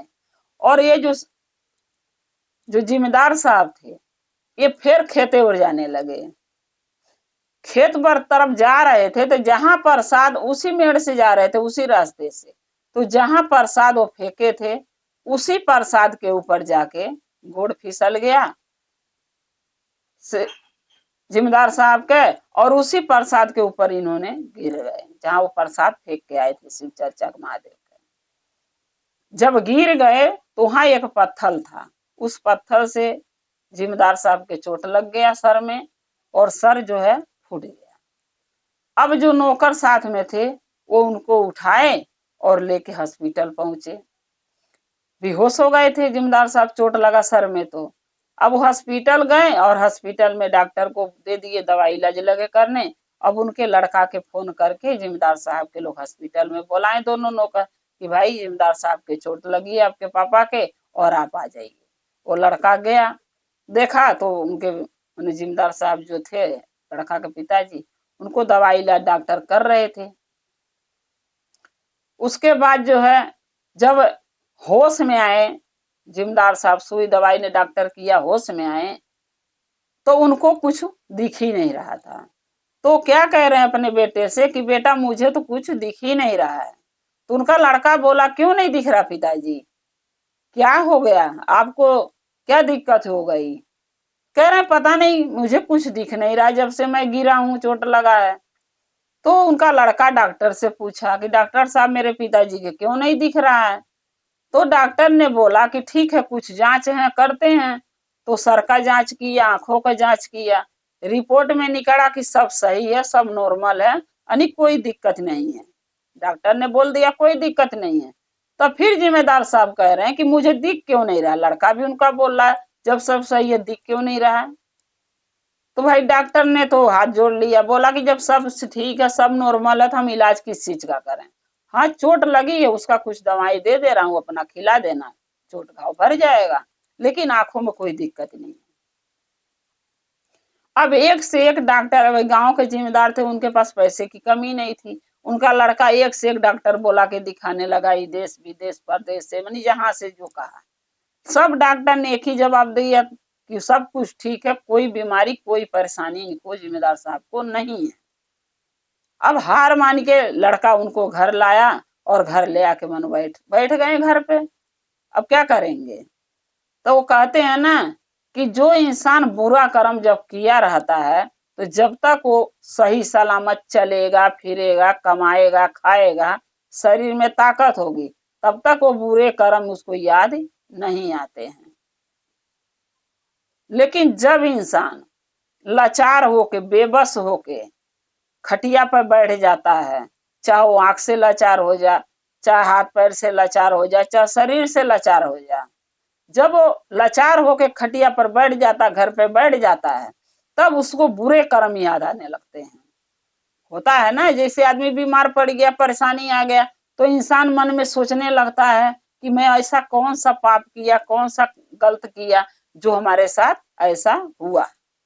तो ऐसे वो भी जिम्मेदार साहब जब अंधे हो गए तो ये सब बातें दिमाग में आने लगा कि मैंने ऐसा कौन सा गुनाह किया कि मेरे साथ ऐसा हुआ कि कोई बीमारी भी नहीं है और मैं अंधा भी हो गया हूँ। फिर सोचते सोचते उनके दिमाग में वो बातें आ गई गुरु भैया के, जिनको इन्होंने चाटा मारी थी और प्रसाद फेंक दिए थे। तब याद कर रहे हैं कि वो जो जात के डोम थे, चर्चा हो रहा था, और जब मैं वहां से गुजरा वो प्रसाद दे दिए, हमारे दो नौकर हमके बोल दिए कि वो जात के डोम है, तो मैं क्या किया, प्रसाद को फेंक दिया और उनको जाके दो चमेटा मार दिया मुंह पे। और उन्होंने बल्कि ने बात बोला कि अगर जब गुरु भैया लगे लड़ने सब कि क्यों मारे, इनको भी मारो, तब उन्होंने बाल्की ने बोला गुरु भैया कि जब ये मारे मुझे दो चाटा, मैं भी इनको दो चमेटा मार दूंगा, तो इनके हमारे में फर्क क्या रह जाएगा। हम महादेव पर छोड़ देते हैं, मुझे चाटा नहीं मारे हैं, मेरे शिव गुरु को चाटा मारे हैं, इसलिए मैं उन पर छोड़ देता हूँ। हो न हो ये महादेव के ही कोई लीला है जो मुझे अपनी गलती के एहसास दिलाने के लिए हमारे साथ ऐसा हुआ है। तब जब ये बात समझ में आई जिम्मेदार साहब के, तो अपने लड़के के बुलवाए, बोले बेटा उस गांव में चर्चा हो रहा था, जो आगे गांव है जहां से हम खेत में जाते हैं, गांव रहे, उस गांव में चर्चा एक दिन हो रहा था। अब मैं दो नौकरों के साथ जा रहा था खेत घूमने, और वहां ये गुरु भैया थे जो प्रसाद बांट रहे थे, वो जात के डोम थे, और हमको वो प्रसाद दिए, मैं प्रसाद ले लिया। लेकिन जब दो नौकर हमें बता दिए कि वो जात के डोम है, तो मुझे गुस्सा आ गया और मैंने प्रसाद वही जो परती आबादी है उसमें फेंक दिया, और फेंक के जाके गुरु भैया के दो चाटा मार दिया। और उसी दिन से मेरे चोट भी लगा, मैं गिर भी गया और मैं अंधा हो गया। तो बेटा ऐसा करो को गुरु भैया के घर का पता करो, मैं उनके घर जाना चाहता हूँ। तो लड़का बोला ठीक है, ले चलूंगा। उसने वो गुरु भैया के घर का पता किए, गांव का पता किए, कहाँ रहते हैं, क्या नाम है। फिर उन्होंने जिम्मेदार साहब के, जिम्मेदार का बेटा जो थे, वो लेके गए उस गुरु भैया के घर जो जात के डोम थे, उनके घर गए और उनसे लगे माफी मांगने जिम्मेदार साहब। अब उतना बड़ा जिम्मेदार हो के जब अपने आप पर आफत आती है, तब इंसान जाति पाति नहीं देखता है, तब क्या देखता है कि मैं किसी तरीके ठीक हो जाऊं, चाहे वो कोई भी जाति मुझे छुए। अरे उसी डोम का सूपा बनाया हुआ अपने अपने घरों में लोग फटकते हैं, उसी डोम का बेना बनाया हुआ लोग पंखा डोलाते हैं गर्मी में, उसी डोम का डाल बनाया हुआ लोग शादियों में ले जाते हैं, अगर शादी में डोम डाल बना के ना दे तो शादी नहीं होगा। उसी डोम का झोपड़ी बनाया हुआ लोग खाजा मिठाई करके बेटियों के देते हैं विदाई में, तो उसमें छुती नहीं रहता है, और डोम प्रसाद दे दिया तो लोगों के छुती लग गया। तो जब जाके माफी लगे मांगने, तब उन्होंने जो जात के जो डोम थे वो गुरु भैया बोले कि माफी मुझसे मत मांगिए, अगर आपको एहसास हो गया अपनी गलती के कि आपने गलत किया प्रसाद फेंक के और मुझे चाटा मार के, तो अगर आपकी गलती का पछतावा है तो आप ये माफी हमारे शिव गुरु से मांगिए, वही आपको क्षमा करेंगे। तब वो जो जिम्मेदार साहब थे वो बोले कैसे क्षमा मांगू, कैसे माफी मांगू, आप बताइए, हमें तो आता ही नहीं, हम तो शिव चर्चा में है भी नहीं। तो जो जात के डोम थे गुरु भैया, वो बोले जहां आप प्रसाद फेंके हैं वहां से जाके पहले आप प्रसाद को उठा के लाइए, एक एक दाना बीन लीजिए जितना मिल सके, वो प्रसाद को उठा के इज्जत से अपना खाइए गोल लग के महादेव के, और जो प्रसाद और बच जाएगा दो दो दाना अपने नौकर चाकर में बांट दीजिए और अपने बच्चों को खिला दीजिए। और महादेव से जहां कहीं अगर शिव चर्चा भजन होगा आगे किसी दिन, तो वहां जाके आप माफी मांगिए। तब वो जिम्मेदार साहब बोले नहीं, मैं अपने घर में शिव चर्चा कराना चाहता हूँ अपने आंगन में, और आप सबको बुलाना चाहता हूँ, मैं अपने घर में शिव चर्चा करा के और माफी महादेव से मांगूंगा। गुरु भैया बोले ठीक है। जिम्मेदार साहब अपने घर में शिव चर्चा कराए, शिव गुरु महादेव का माफी मांगे, दया मांगे, अपने नाम का घोषणा कराए, उनका शिष्य बने। महादेव उनके आंखें बिल्कुल ठीक कर दिए, सब दिखने लगा। तो महादेव शिव गुरु का लीला परंपार है। इसीलिए कहा जाता है कि महादेव का कभी अपमान मत कीजिए, उन पर भरोसा विश्वास कीजिए। जाति पाति कुछ नहीं होता है। जब हम शिव चर्चा में आ गए हैं तो जाति पाति सब खत्म। तो गुरु भाई गुरु बहना जैसे जिम्मेदार साहब को ज्ञान आ गया, बुद्धि आ गया, महादेव सही रास्ता दिखाएं, वैसे आशा विश्वास करती हूँ सबके शिव गुरु महादेव अच्छे राह दिखाएं, अच्छा बुद्धि ज्ञान दें। गुरु भाई गुरु बहना, मेरा चर्चा ही समाप्त होता है। मेरा चर्चा कैसा लगा कृपा करके कमेंट में लिख के भेजिएगा और चैनल को सब्सक्राइब कर लीजिएगा ताकि मेरा वीडियो आपके पास पहुंचती रहे। हर हर महादेव, घर घर महादेव। महादेव की कृपा सदा आप लोग पर बनी रहे।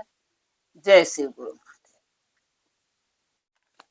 पहले अपने शिव गुरु के चरणों प्रणाम करती हूँ, मैया पार्वती के चरणों प्रणाम करती हूँ, सभी गुरु भाई गुरु बहन के चरणों प्रणाम करती हूँ, माता पिता के चरणों प्रणाम करती हूँ। मेरा प्रणाम स्वीकार कीजिए। गुरु भाई गुरु बहन कथा सुनाने जा रही हूँ, कृपा करके कथा के ध्यान से सुनिएगा। ध्यान से सुनने से ज्ञान मिलता है। आधी अधूरी कथा नहीं सुनना चाहिए, क्योंकि शिव गुरु का अपमान होता है। कथा हमेशा पूरा सुनना चाहिए ताकि सुनने से ज्ञान मिले। एक गांव था, उस गांव के बाहर बगल में एक बगीचा था। उस बगीचा में एक साधु आए थे, यानी महात्मा कहीं दूर से आए थे। उस बगीचे में रहते थे कुटिया बना के, और खाना पीना नए नए आए थे तो उनके पास व्यवस्था नहीं था, तो गांव में जाके मांग के लाके अपना सीधा पानी बना के खाते थे। लेकिन वो जो महात्मा थे बहुत सिद्ध पुरुष थे, बहुत ज्ञानी थे, शिव गुरु का शिष्य थे, और शिव गुरु से बहुत सारा सिद्धियां वो प्राप्त किए थे। तो उनके पास बहुत ज्ञान था। वो लोगों का भविष्य भी देखते थे, अगला पिछला जन्म, आने वाला जिंदगी में क्या दुख आने वाला है, जो बीत गया उसमें क्या बीता था, सब कुछ वो देखते थे। तो जब लोगों के पता चला उन साधु के बारे में, तो लोग जाने लगे अपनी परेशानी लेके, कि किसी को औलाद नहीं है तो वो लेके जाता था उनके साधु को लगे कि मेरे औलाद नहीं है। किसी के धन नहीं था तो वो जा कहते थे मेरे पास औलाद है, धन नहीं है। कोई कहता था मैं जीवन भर दुखी रहता हूँ, बीमारी दुख से परेशान रहता हूँ, यानी अपनी अपनी परेशानियां लोग लेके उनसे बताने लगे। तो जो जो उपाय बताए वो उपाय लोग करते थे, तो वो परेशानियां उनका दूर होने लगा। तो सब उन पर भरोसा करने लगा। जब भाई जैसे लोग हॉस्पिटल में जाता है, किसी हॉस्पिटल में कोई गया, वहाँ बढ़िया डॉक्टर मिल गया और उसका इलाज कर दिया। जब वो ठीक हो गया इंसान तो किसी और के बताता है, तो वहाँ वो भी इंसान जाता, ठीक हो जाता। वैसे साधु के बात हो गया। जो जो गए उनकी दिक्कतें दूर हो गई। जिसके संतान नहीं था संतान हो गया, जो दुखी था बीमारी से परेशान था वो भी उपाय किया, ठीक हो गया।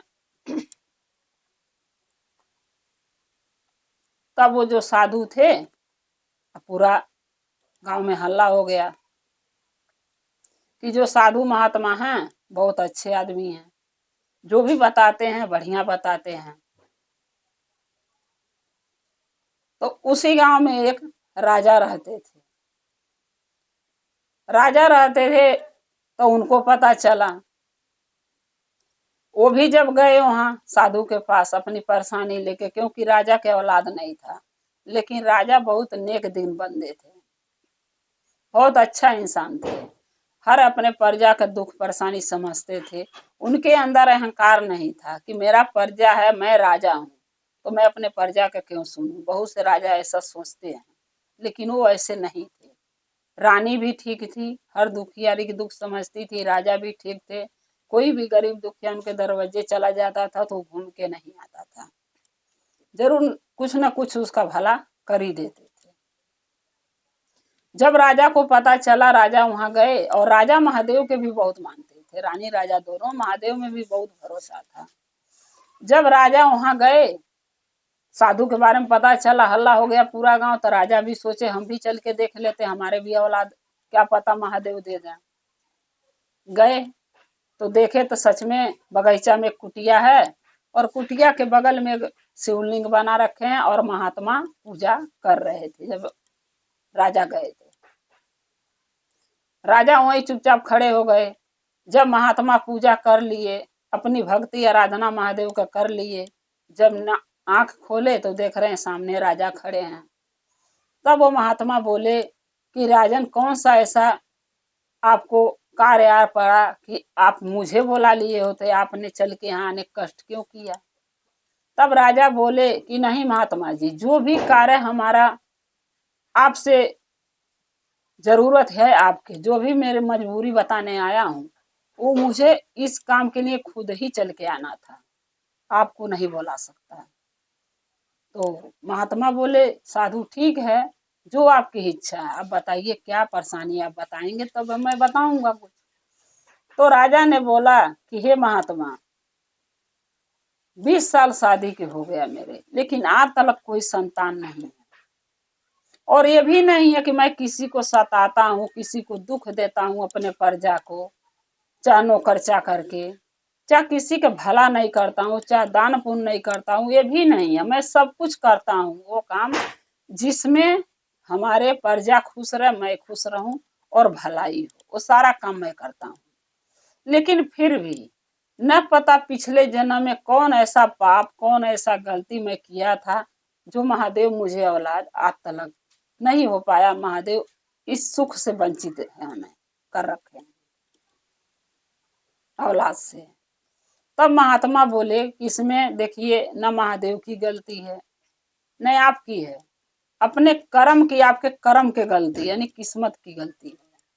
आपके किस्मत में जो लिखा है, चाहे किसी के भी किस्मत में लिखा, वो किसी के मान के नहीं। वो कार्य अगर अच्छा होना होगा तो अपने समय पर होगा, हमारे और आपके कहने से जल्दी से नहीं होगा। जिस कार्य के जो समय आता है, उसी समय वो कार्य होता है, चाहे वो औलाद हो, चाहे धन हो, चाहे सुख हो, चाहे दुख, अपने समय के अनुसार वो ठीक हो, जब समय उसका आएगा। राजा बोले ठीक है महात्मा, लेकिन फिर भी क्या आप, मैं सुना हूँ आप बहुत सिद्ध पुरुष हैं, अगला पिछला भविष्य बता देते हैं, किसके औलाद होगा किसके नहीं होगा वो भी आप बताते हैं। मैं यही जानने आया हूँ कि क्या मेरे किस्मत में औलाद है, क्योंकि डॉक्टर को दिखा चुका, हर जगह दवाई इलाज करा चुका, हर सोखा ओझा देखा चुका, लेकिन कोई नहीं कहता कि मेरे औलाद होंगे। तो मैं आपसे जानकारी लेने आया। तब वो महात्मा बोले कि राजन यहाँ बैठिए, फिर मैं आपको बताता हूँ। राजा बैठ गए और महात्मा अपने फिर ध्यान में लग गए। ध्यान में लगे, ध्यान में देखे कि हाँ इनके औलाद है। तब ध्यान से जब आंख खोले, तब राजा को बताएं कि राजन आपके नसीब में औलाद है, लेकिन अब तक समय नहीं था, इसलिए आप औलाद से वंचित थे। अब आपके औलाद के समय आ गया है कि आपको औलाद मिलेगा, लेकिन कुछ कारण है जो आपको पूजा पाठ थोड़ा करना पड़ेगा, थोड़ा सब्र रखना पड़ेगा। तो राजा बोले ठीक है, जैसे 20 साल हमने इंतजार किया वैसे कुछ दिन और करूंगा, इसमें कोई बड़ी बात नहीं है। तो महात्मा बोले कि राजन 11 दिन तक, यानी 10 दिन तक हमारे साथ कुछ पूजा, कुछ उपाय महादेव के लिए करना पड़ेगा, पूजा करना पड़ेगा हमारे साथ बैठ के। और 11वें दिन आपको मैं कुछ प्रसाद दूंगा, जो ले आके आपको रानी को खिलाना, जिसके वजह से आप बाप बनेंगे। राजा बोले ठीक है। 10 दिन राजा महात्मा के साथ महादेव के पूजा किए, ध्यान किए, उनका जो भी भक्ति भाव था वो सब ने किए। राजा ने महात्मा के साथ बैठ के 11वें दिन महात्मा बोले कि राजन आपका पूजा सफल हुआ, अब आप घरे आज जा सकते हैं। जब जाने लगे राजा, तो महात्मा उनको महादेव की हम लोग दया कहते हैं, कुछ लोग उसको भभूत कहते हैं। महात्मा उनको दिए, जो शिवलिंग का जल गिर रहा था वो दिए, बोले ले जाके शिवलिंग का जल और ये जो मैं आपको भभूत दे रहा हूं ये रानी को दे देना, और 1 महीने के बाद आपकी रानी गर्भवती हो जाएंगी, पता चल जाएगा। राजा बोले ठीक है। राजा दोनों चीज ले गए जो महात्मा दिए, जल वो और वो दया भभूत। राजा ले गए, रानी को दे दिए। महीनवें दिन जब पता चला कि चेक कराई रानी, तो डॉक्टर ने बोला आप मां बनने वाली। राजा बहुत खुश हुए, पूरे गांव में ढोल नगारा पिटवा दिए कि रानी पेट से है। पूरा प्रजा खुश हो गया, क्योंकि कोई भी राजा के 20 साल के बाद औलाद होगा तो कौन दुखी रहेगा, सब खुशियां मनाएंगे। तो सभी ने खुशी मनाने लगा। 8 महीना बीता, 9वें महीना में खूब एक खूबसूरत बालक के जन्म हुआ। जन्म जब हुआ तो राजा ने उसी महात्मा को अपने घर बुलाया कि महात्मा एक बार मेरे घर आइए और मेरे बच्चे को भविष्य देखिए कि ये बच्चा कैसा है, आगे चल के क्या करेगा। महात्मा गए, उस बच्चे का भविष्य देखे। बच्चे का भविष्य बहुत बढ़िया था। महात्मा बोले आगे चल के बच्चा आपका राजपाट बहुत अच्छी तरीके से संभालेगा, आप बहुत भाग्यशाली औलाद आप पाएंगे। मगर औलाद आपको मिल गया, लेकिन आपको इस बच्चे के होने के खुशी में साधु संत के भोज का खिलाना पड़ेगा, और जो आपके प्रजा हैं, गरीब हो, दुखिया हो, डोम हो, चमार हो, कोई भी जाति हो, आप जाति पात में भेदभाव मत करना। सबको बुलाइए और एक दिन भोज करके सबको खिला दीजिए, सबको भोजन करा दीजिए। साधु महात्मा संत जितने हैं सबको, जो गरीब दुखिया हैं, आपका प्रजा जो भी हैं, 5 गांव के मनई के भोज कराइए और महादेव का चर्चा करवा लीजिए अपने घर में। राजा बोले ठीक है। 5 गांव के लोग के बुलाए, गरीब थे, दुखिया थे, अमीर थे, सबको साधु संत आए। राजा ने सबको भोज बनवाए, खिलवाए, अपने घर में चर्चा कराए। उसी चर्चा में जो साधु थे वो लड़का का नामकरण कर दिए, और रानी और राजा और वो बच्चा जो हुआ था खुशी खुशी अपनी जिंदगी बिताने लगे और खुशी खुशी अपना राजकाज चलाने लगे। तो इसीलिए कहा जाता गुरु भाई गुरु बहिना की देखिए, जब हम कोई कार्य करते हैं चाहे नहीं करते हैं, चाहे पूजा पाठ हुआ, तो लोग सोचता है कि करते समय मुझे उस चीज को मिलने लगा। चाहे हमें औलाद अगर हमके नहीं महादेव दिए, हम पूजा कर रहे हैं, उनका उपासना कर रहे हैं, उनका भक्ति कर रहे हैं, चर्चा में जा रहे हैं, उनका शिष्या बने हैं, तो महादेव जल्दी से मेरा गोद भर दें। चाहे मेरे पास धन नहीं है तो महादेव जल्दी से दे दें। ऐसा कुछ नहीं होता है।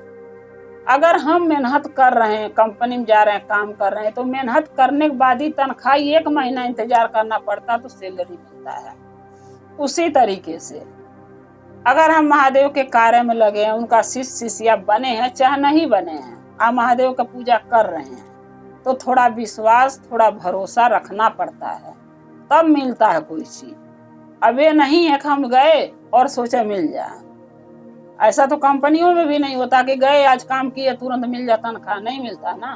तो इसी तरीके महादेव के कार्य हुआ, जब हम कर रहे हैं, उस लाइन में चल रहे हैं, महादेव का शिष्य बने, शिष्या बने, चाहे नहीं भी बने, पूजा पाठ कर रहे हैं, तो थोड़ा तसल्ली, थोड़ा विश्वास, थोड़ा भरोसा महादेव पर बना के रखना पड़ेगा, तब जाके महादेव हमारे सुनेंगे। हम सोचा कि जल्दी से हो जा, तो कोई इतना कार्य जल्दी नहीं होता है।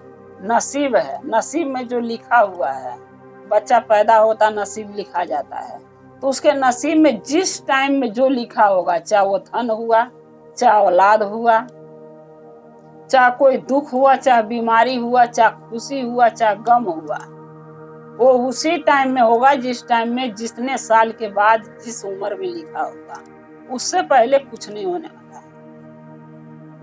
लेकिन ये बात को हम क्यों नहीं समझना चाहते हैं? समझना चाहिए ना, लेकिन नहीं, कोई समझने को तैयार है नहीं। चाहे कितनों भी समझा लो, इंसान के मन में यही रहता है कि मेरा तो ये नहीं हुआ, मेरा वो नहीं हुआ, महादेव मेरे लिए कुछ नहीं किए। अरे कर रहे हैं, लेकिन तुम्हें दिख नहीं रहा, तो में तुम्हारी गलती है, महादेव की गलती थोड़ी ना है कि महादेव नहीं किए। तो इंसान को कभी भी कोई भी कार्य कर रहे हैं तो ये जल्दीबाजी मत मचाओ ना कि मुझे ये चीज जल्दी से मिल जाए। समय पर आए होगा तो मिलेगा, लिखा होगा वो भी, तो अगर नहीं लिखा है तो नहीं मिलेगा। इसके लिए ये भी नहीं सोचना चाहिए कि इतना पूजा किया, इतना भक्ति किया, शिष्य बना, शिष्या बना, दया मांगा, भक्ति किया, कुछ नहीं मिला। तो हो सकता है कि हम पिछला जन्म में इतना कुछ गलत करके आए हो, इतना बिगाड़ के आए हो, जो इस जन्म में मेरे को भोग रहे हैं। नहीं मिल रहा कुछ, हर चीज से दुखी हैं, औलाद से वंचित हैं, धन से दुखी हैं, लोगों से दुखी हैं, तो क्या करेगा इंसान? महादेव की गलती जरूरी थोड़ी ना महादेव की गलती तो कि वही गलत है, हम सही है, नहीं। भगवान कभी गलत नहीं हो सकते हैं, और भगवान कभी किसी के साथ अन्याय नहीं कर सकते हैं। इंसान अन्याय और न्याय करता है, भगवान तो खाली न्याय करते हैं, इंसाफ करते हैं, अन्याय नहीं करते हैं। इसलिए महादेव पर, शिव गुरु पर भरोसा कीजिए, विश्वास कीजिए और उनमें ध्यान लगाइए। जो आपके 3 सूत्र मिला है उसका पालन कीजिए, अपना कार्य कीजिए, ना कि घबराओ कि मेरे को ये नहीं हुआ, मेरे को नहीं हुआ, जो कि गलत है। गुरु भाई ना, मेरा कथा यहीं समाप्त होता है। ये कथा मेरा कैसा लगा मेरे कमेंट में लिख के भेजिएगा। चैनल को सब्सक्राइब कर लीजिए कि मेरे जो भी कथा नए नए वीडियो डालती हूँ आपके पास पहुँचता रहे, और आपका हमारा रिश्ता शिव गुरु से ऐसे जुड़ा रहे, एक परिवार बन के रहें। हर हर महादेव, घर घर महादेव। महादेव का कृपा और दया आप लोग पर सदा बना रहे। शिव गुरु सदा आप लोग के साथ रहें। और साथ में आज दिवाली है, दिवाली के बहुत बड़ी शुभकामनाएं आप लोग के साथ हमारी। जय शिव गुरु महादेव। पहले अपने शिव गुरु के चरणों पर प्रणाम करती हूँ, माता पार्वती के चरणों पर प्रणाम करती हूँ, लीलम दीदी हरिंदर भैया के चरणों पर प्रणाम करती हूँ, सभी गुरु भाई गुरु बहन के चरणों पर प्रणाम करती हूँ, माता पिता के चरणों पर प्रणाम करती हूँ। मेरा प्रणाम स्वीकार कीजिए। गुरु भाई गुरु बहना, एक कथा सुनाने जा रही हूँ, कृपा करके कथा के ध्यान से सुनिएगा। ध्यान से सुनने से ज्ञान मिलता है। आधी अधूरी कथा नहीं सुनना चाहिए, क्योंकि शिव गुरु का अपमान होता है। पूरा कथा सुनने से कथा के रहस्य के बारे में पता चलता है और ज्ञान भी मिलता है कि कथा में क्या बताया गया है। एक दिन मैया पार्वती और महादेव दोनों जने भ्रमण के लिए निकले। भ्रमण के लिए जब निकले थे तो चलते चलते चलते चलते मैया पार्वती और महादेव भ्रमण करते करते बहुत दूर निकल गए। तो चलते चलते जो मैया पार्वती हैं वो थक गई थी। तब मैया पार्वती महादेव से बोली कि हे महादेव, हम चलते चलते इतना थक गए हैं कि अगर कहीं छांव मिलता, कोई पेड़ मिलता तो कुछ देर तन विश्राम कर लेते, तब आगे फिर चलते हम दोनों। महादेव बोले ठीक है पार्वती, थक तो मैं भी गया हूँ, चलो आगे देखते हैं, अगर कोई बगीचा वगीचा मिलेगा उसी में बैठ के पेड़ के नीचे विश्राम कर लेंगे, फिर आगे चलेंगे। मैया पार्वती बोली हाँ महादेव सही कह रहे हैं, बहुत थक गई हूँ, चलने का मन नहीं कर रहा मेरा। महादेव बोले पार्वती थोड़ा तसल्ली और रखो, आगे चलो, देखते हैं कुछ न कुछ जुगाड़ उपाय जरूर मिलेगा आराम करने के। जैसे आगे बढ़े मैया पार्वती महादेव तो एक जंगल पड़ा। उस जंगल में बहुत विशाल एक पीपल का पेड़ था, बहुत घना था और बहुत बड़ा था। महादेव बोले कि हे पार्वती, इससे अच्छा और इससे अच्छा बढ़िया यहाँ के जैसे हवा नहीं कहीं मिलेगा, ऐसा करते हैं कि यहीं विश्राम कर लेते हैं, आराम कर लेते हैं थोड़ी देर, फिर आगे चलेंगे। मैया पार्वती बोली ठीक है महादेव, यहीं पर विश्राम कर लेते हैं। महादेव भी बोले ठीक है। दोनों जने वहां पर महादेव गए, कुछ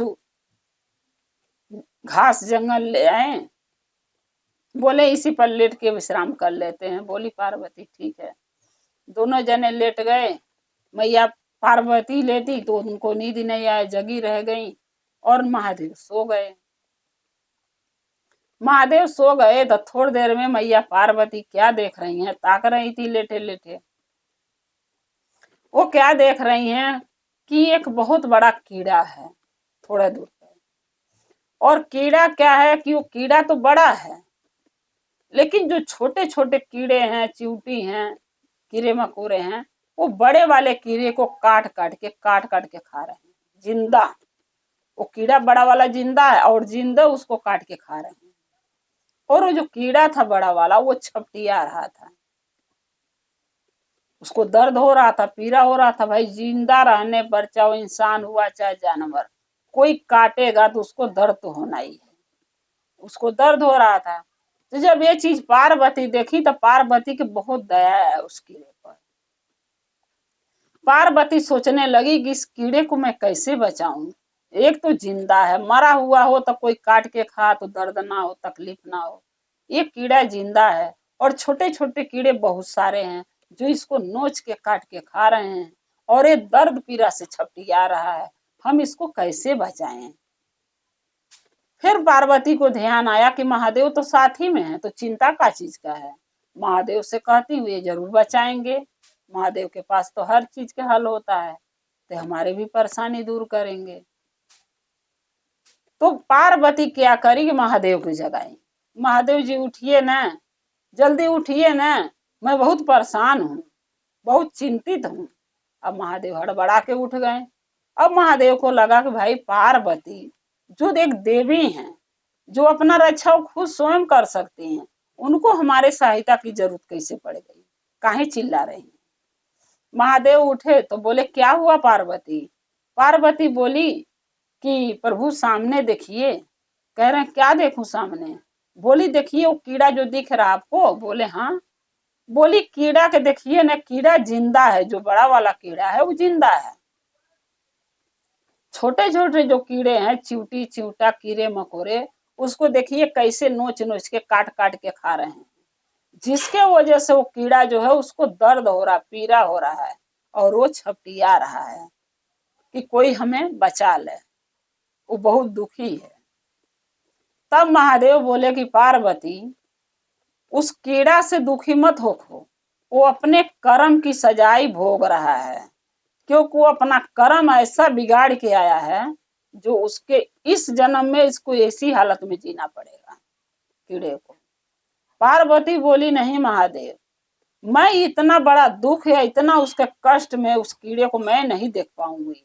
आप उसकी सहायता कीजिए और उसका जान बचाइए, आप सब कर सकते हैं। तब महादेव बोले पार्वती देखिए, करने को मैं बहुत कुछ कर सकता हूँ, लेकिन करूंगा नहीं, उसका जान मैं नहीं बचाऊंगा। बोली क्यों। बोले ये बहुत लंबी कहानी है। वो अपना कर्म के, जो कर्म अगले जन्म में बिगाड़ा था, इस जन्म में कीड़ा होके वो भर रहा है, इसलिए कीड़े उसको काट के खा रहे हैं। और आप दुखी ना हो, आपको नहीं देख जाता है तो मेरे साथ चलिए, किसी और पेड़ के वृक्ष के नीचे बैठ के आराम कर लेंगे, लेकिन यहाँ से आप चलिए, न देखेंगे न आपको तकलीफ होगा। पार्वती बोली नहीं, जब तक आप इस कीड़े को, इस पीड़ा से इसके छुटकारा नहीं दोगे, तब तक मैं आपके साथ कहीं नहीं जाऊंगी। आप जाना है तो जाइए। महादेव बहुत समझाए, बहुत बोले, बहुत प्रयास किए, लेकिन पार्वती नहीं बोली, मानी, बात ही नहीं मानी। वो अपने जिद पर अड़ी रह गई, किसकी सहायता करिए तो मतलब करिए। तो कहते हैं ना, एक तिरिया हट एक बच्चा हट, ये दो हट बहुत बेकार होता है। बच्चा क्या है कि अगर माँ बाप कहीं लेके जा रहे हैं, कोई चीज के जिद कर लिया तो मतलब उसको चाहिए तो चाहिए, जब तक वो पाएगा नहीं जब तक रोएगा, परेशान करेगा। तो माँ बाप ढेर नहीं थोड़ा जरूर खरीद के देते हैं कि भाई ले तू चुप रहो, किसी तरीके खा बच्चे को। उसी तरीके तिरियाहट है। अगर औरत अपने जिद पर आ जाती हैं तो किसी न किसी से दंड भाई उल्टा सीधा बोल के समझ के समझा के करके किसी न किसी तरीके अपने पति के अपने बात मनवा ही लेती। उसी तरीके पार्वती करी। जब पार्वती जाने से मना कर दी तो महादेव तो छोड़ के जा नहीं सकते पार्वती को अकेला।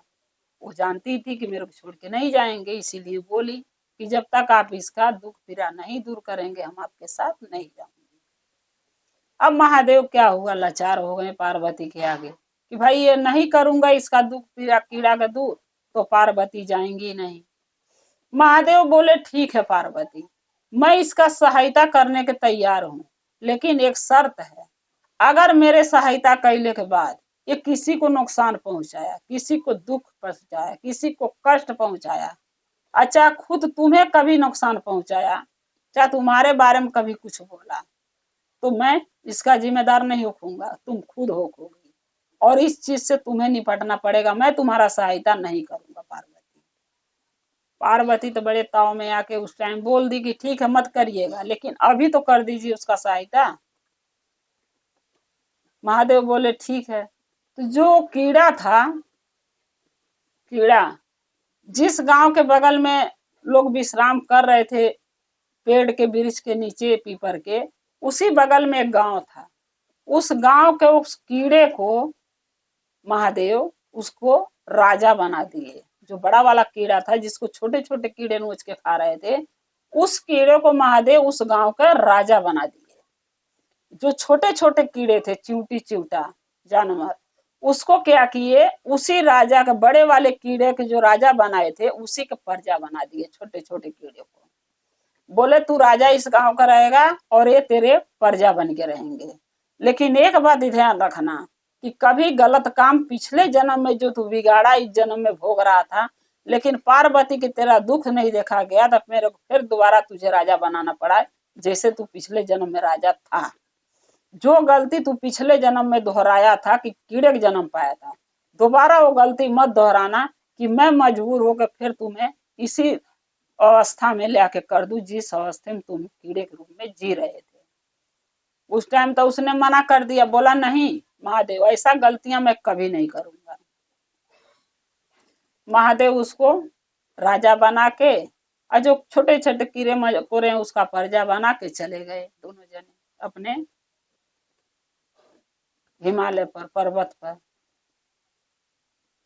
कुछ दिन जब बीता तो पार्वती महादेव से बोली कि हे महादेव ढेर दिन हुआ पृथ्वी पर भ्रमण किए, चलिए ना फिर चलते हैं पृथ्वी पर भ्रमण भी कर लेंगे और आपके जो शिष्य शिष्या उनके बारे में भी जान लेंगे कि कैसे रह रहे हैं, कैसे आपके कार्य 3 सूत्र का पालन कर रहे हैं, ये भी देख लेंगे।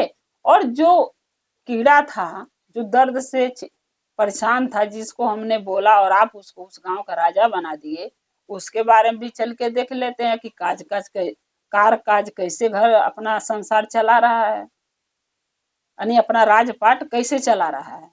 महादेव बोले ठीक है चलो अच्छी बात है। महादेव मैया पार्वती फिर धरती पर आए। पार्वती बोली कि महादेव रूप बदल के चलना क्या उस राजा के घर। महादेव बोले नहीं पार्वती, आप ये बात समझ लीजिए, चाहे आप रूप बदल के जाइए चाहे ऐसे जाइए, लेकिन आपको तिरस्कार की सभा उसके घर में कुछ नहीं मिलेगा। ये तो तिरस्कार आपका करेगा और हमारा, और नहीं तो कोई ऐसी वाणी वो बोलेगा जो बर्दाश्त नहीं होगा। तो पार्वती बोली चलिए ठीक है चल के देख लेते हैं। पार्वती महादेव जब उस राजा के घर पहुंचे जो कीड़ा था जिसको राजा महादेव बनाए थे, तो वहां क्या देख रही हैं कि अपने प्रजा के तो जो मार पीट रहा, सता रहा, दुखी कर रखा, प्रजा रो रहा, कलप रहा, वो तो अलग है, लेकिन जब पार्वती महादेव के उसने देखा तो पार्वती के प्रति उसके मन में पाप उमड़ पड़ा, यानी नीयत खराब हो गया, क्योंकि पार्वती इतनी सुंदर, मोहित हो गया पार्वती पे देखते। तो महादेव से वो क्या कह रहा, राजा जो कीड़ा के राजा बनाए थे वो महादेव से क्या कह रहा कि अरे महादेव तुम तो भटकने वाले वनवासी हो, तुम तो बनो बनो भटकते हो, न तुम्हारा घर है, न ठिकाना है, न कोई राजपाट है। तुम इतनी सुंदर स्त्री के लेके बन बन भटक रहे हो, गली गली भटक रहे हो। ये स्त्री तो मेरे राजमहल में रहने लायक ही है, तुम्हारे घर में रहने लायक नहीं है, तुम्हारे साथ मड़ई में रहने लायक नहीं है, हमारे साथ महलों के लिए बनी है। इसलिए आज से स्त्री मेरे घर रहेगी। अब राज जो महादेव थे, थोड़ा उनको दुख तो हुआ, लेकिन जब महादेव को उल्टा सीधा वो बोल दिया तो महादेव भी छोड़ दिए। बोले आज पार्वती, सोचने लगे महादेव की पार्वती नहीं कही होती कि इसको इसके पीड़ा से मुक्ति दो, तो आज ये कीड़े के रूप में अपना कर्म भोग रहा होता, तो शायद अगला जन्म में सुधर जाता पाता तो। लेकिन इसको तुरंत हमने जन्म दे दिया, फिर राजा के ही रूप में इसको कर दिया, राजा ही बना दिया, लेकिन फिर भी इसका अहंकार घमंड खत्म नहीं हुआ। तब पार्वती महादेव बोले उस राजा से, बोले ठीक है रखिए पार्वती को, मैं जा रहा हूँ हिमालय पर जाके अपना मैं रहूंगा पर्वत पे, हमें क्या, हम तो जोगी हूँ सन्यासी हूँ, कहीं भी रह लूंगा। पार्वती जब ये बात सुनी तो पार्वती को बहुत दुख हुआ, सोची महादेव कैसे मेरे को इसके पास छोड़ के अपने जा रहे हैं। फिर पार्वती महादेव से पूछी कि महादेव इसके पास हमें छोड़ के क्यों आप जा रहे हैं। तब महादेव बोले पार्वती ये बताओ, जब ये कीड़े के रूप में दर्द से पीड़ा से तड़प रहा था, छपटिया रहा था, तो तुम्हें देखा नहीं गया, तो तुम मुझसे क्या बोली कि इसका पीड़ा दूर कीजिए, नहीं तो मैं आपके साथ भ्रमण के लिए नहीं जाऊंगी। आपने मुझे ब्लैकमेल किया, यानी इमोशन कर दिया, और उसमें आके हम आपकी बातें मान ली कि आपकी बातें नहीं मानूंगा तो आप मेरे साथ नहीं जाएंगी भ्रमण के, और बात मान के इसको राजा बना दिए, और राजा बना के देख लिए क्या क्या जुर्म कर रहा। अरे प्रजा पर तो कर ही रहा है, आपको भी उल्टा सीधा बोल रहा है, वो भी मेरे सामने। तो मैं क्या करूं, मैं तो बोला था कि आपके सहायता नहीं करूंगा, कोई गलती करेगा तो इसका भुगतान आप भुगतोगे, तो भोगो, मैं जा रहा हूं। पार्वती बोली, माफी लगी मांगने, बोली महादेव मुझसे बहुत बड़ी गलती हो गई, मैंने इसके ऊपर दया खा के, इसका दुख पीड़ा देख के मुझे इतना दया आ गया था कि मैं आपको मजबूर कर दी कि इसको दुख पीड़ा आप दूर कीजिए, और आपने बात मान के किया, लेकिन बदले में क्या दिया, आपका तिरस्कार किया, आपका अपमान किया, और साथ में मेरे को भी बुरा भरा, मेरे बारे में सोचा, मुझे अपना बनाना सोचा, मेरे ऊपर बुरी नजर डाला, जो इसको नहीं करना चाहिए। ये अपना सारा हद पार कर चुका है पाप का, अब इसका तो सजाई निश्चित है कि आप कोई भी सजाई दो, मैं नहीं आपके बीच में अब आऊंगी, अब नहीं इसके लिए मैं बोलूंगी। तब महादेव बोले पार्वती से, पार्वती देखिए धरती पर बहुत दुखी है, बहुत अमीर है, बहुत गरीब है, बहुत परेशान है लोग, लेकिन जरूरी नहीं है कि अपना कर्म उनका जो भोगना वो तो भोगेंगे, अब उनका कर्म छीन के हम उनको अच्छे जन्म दे दें, अच्छा कर्म लिख दें, तो उनको अपने गलती का एहसास कैसे होगा।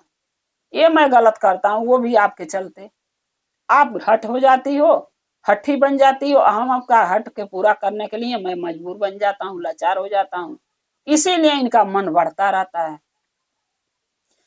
तब महादेव बताए पार्वती के, पार्वती अगले जन्म में भी राजा था और इसी गांव का राजा था, लेकिन इसने प्रजा पर इतना जुल्म किया था, इतना मारा था, इतना पीटा था, इतना सताया था लोगों के, कि जब इसके मरा है तो इसके जन्म कीड़े को मिला है, और कीड़े के जन्म पाके अपना कर्म भोग रहा था, लेकिन आपको देखा नहीं गया, आपने बोला इसका सहायता करो, मैंने इसका सहायता किया, और आज फिर वही धंधा कर रहा, वही कार्य कर रहा है।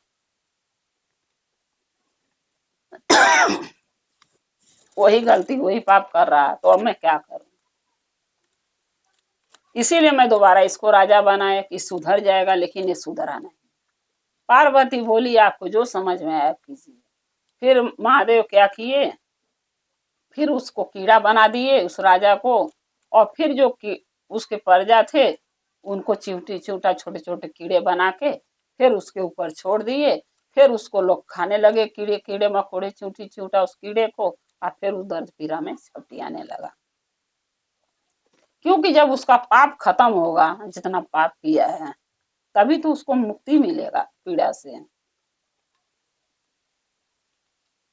फिर उसको उसी हालत में करके, जिस हालत में वो जी रहा था कीड़े के रूप में, उसके करके महादेव मैया पार्वती चले गए पर्वत पे। वो अपना कर्म का भोग भोगने लगा।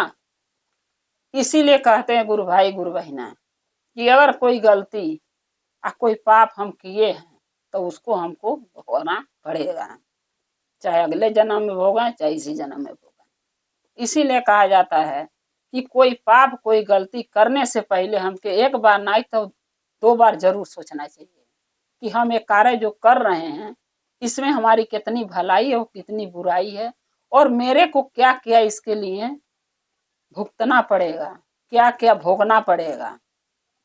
तो जो इंसान ये बात नहीं समझता है, नहीं सुनता है और अपना बुरा कर्म करता रहता है, वही आगे चल के ये सब चीज से भोगता है और समझता है और परेशान होता है। इसीलिए इंसान का जन्म मिला है, हमेशा अच्छा कर्म करना चाहिए, जिसके वजह से हमारी अगली पिछली जन्म जो भी मिले वो अच्छे इंसान के और अच्छे रूप में मिले, ताकि हमें अपनी गलती के भुगताना ना भुगतना पड़े, हमके दुख कष्ट ना उठाना पड़े। लेकिन लोग कहाँ ये बात को मानता है, कहाँ समझता है। लेकिन इस जो हम कहानी कथा कहे हैं इससे लोग के सीख जरूर लेना चाहिए कि हमको जीवन में इंसान का जन्म पाए तो क्या अच्छा करना चाहिए क्या बुरा, अच्छे बुरे की पहचान जरूर होना चाहिए, ताकि लोग बुरा कर्म ना करे अच्छा कर्म करे।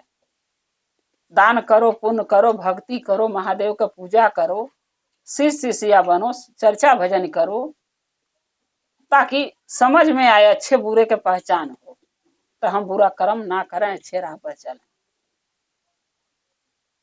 गुरु भाई गुरु बहिना, मेरा कथा यहीं समाप्त होता है।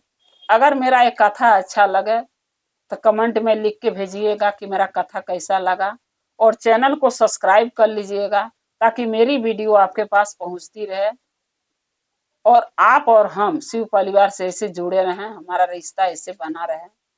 हर हर महादेव, घर घर महादेव, महादेव का कृपा और दया सदा आप लोग पर बना रहे। महादेव शिव गुरु सदा आप लोग के साथ रहे। जय शिव गुरु।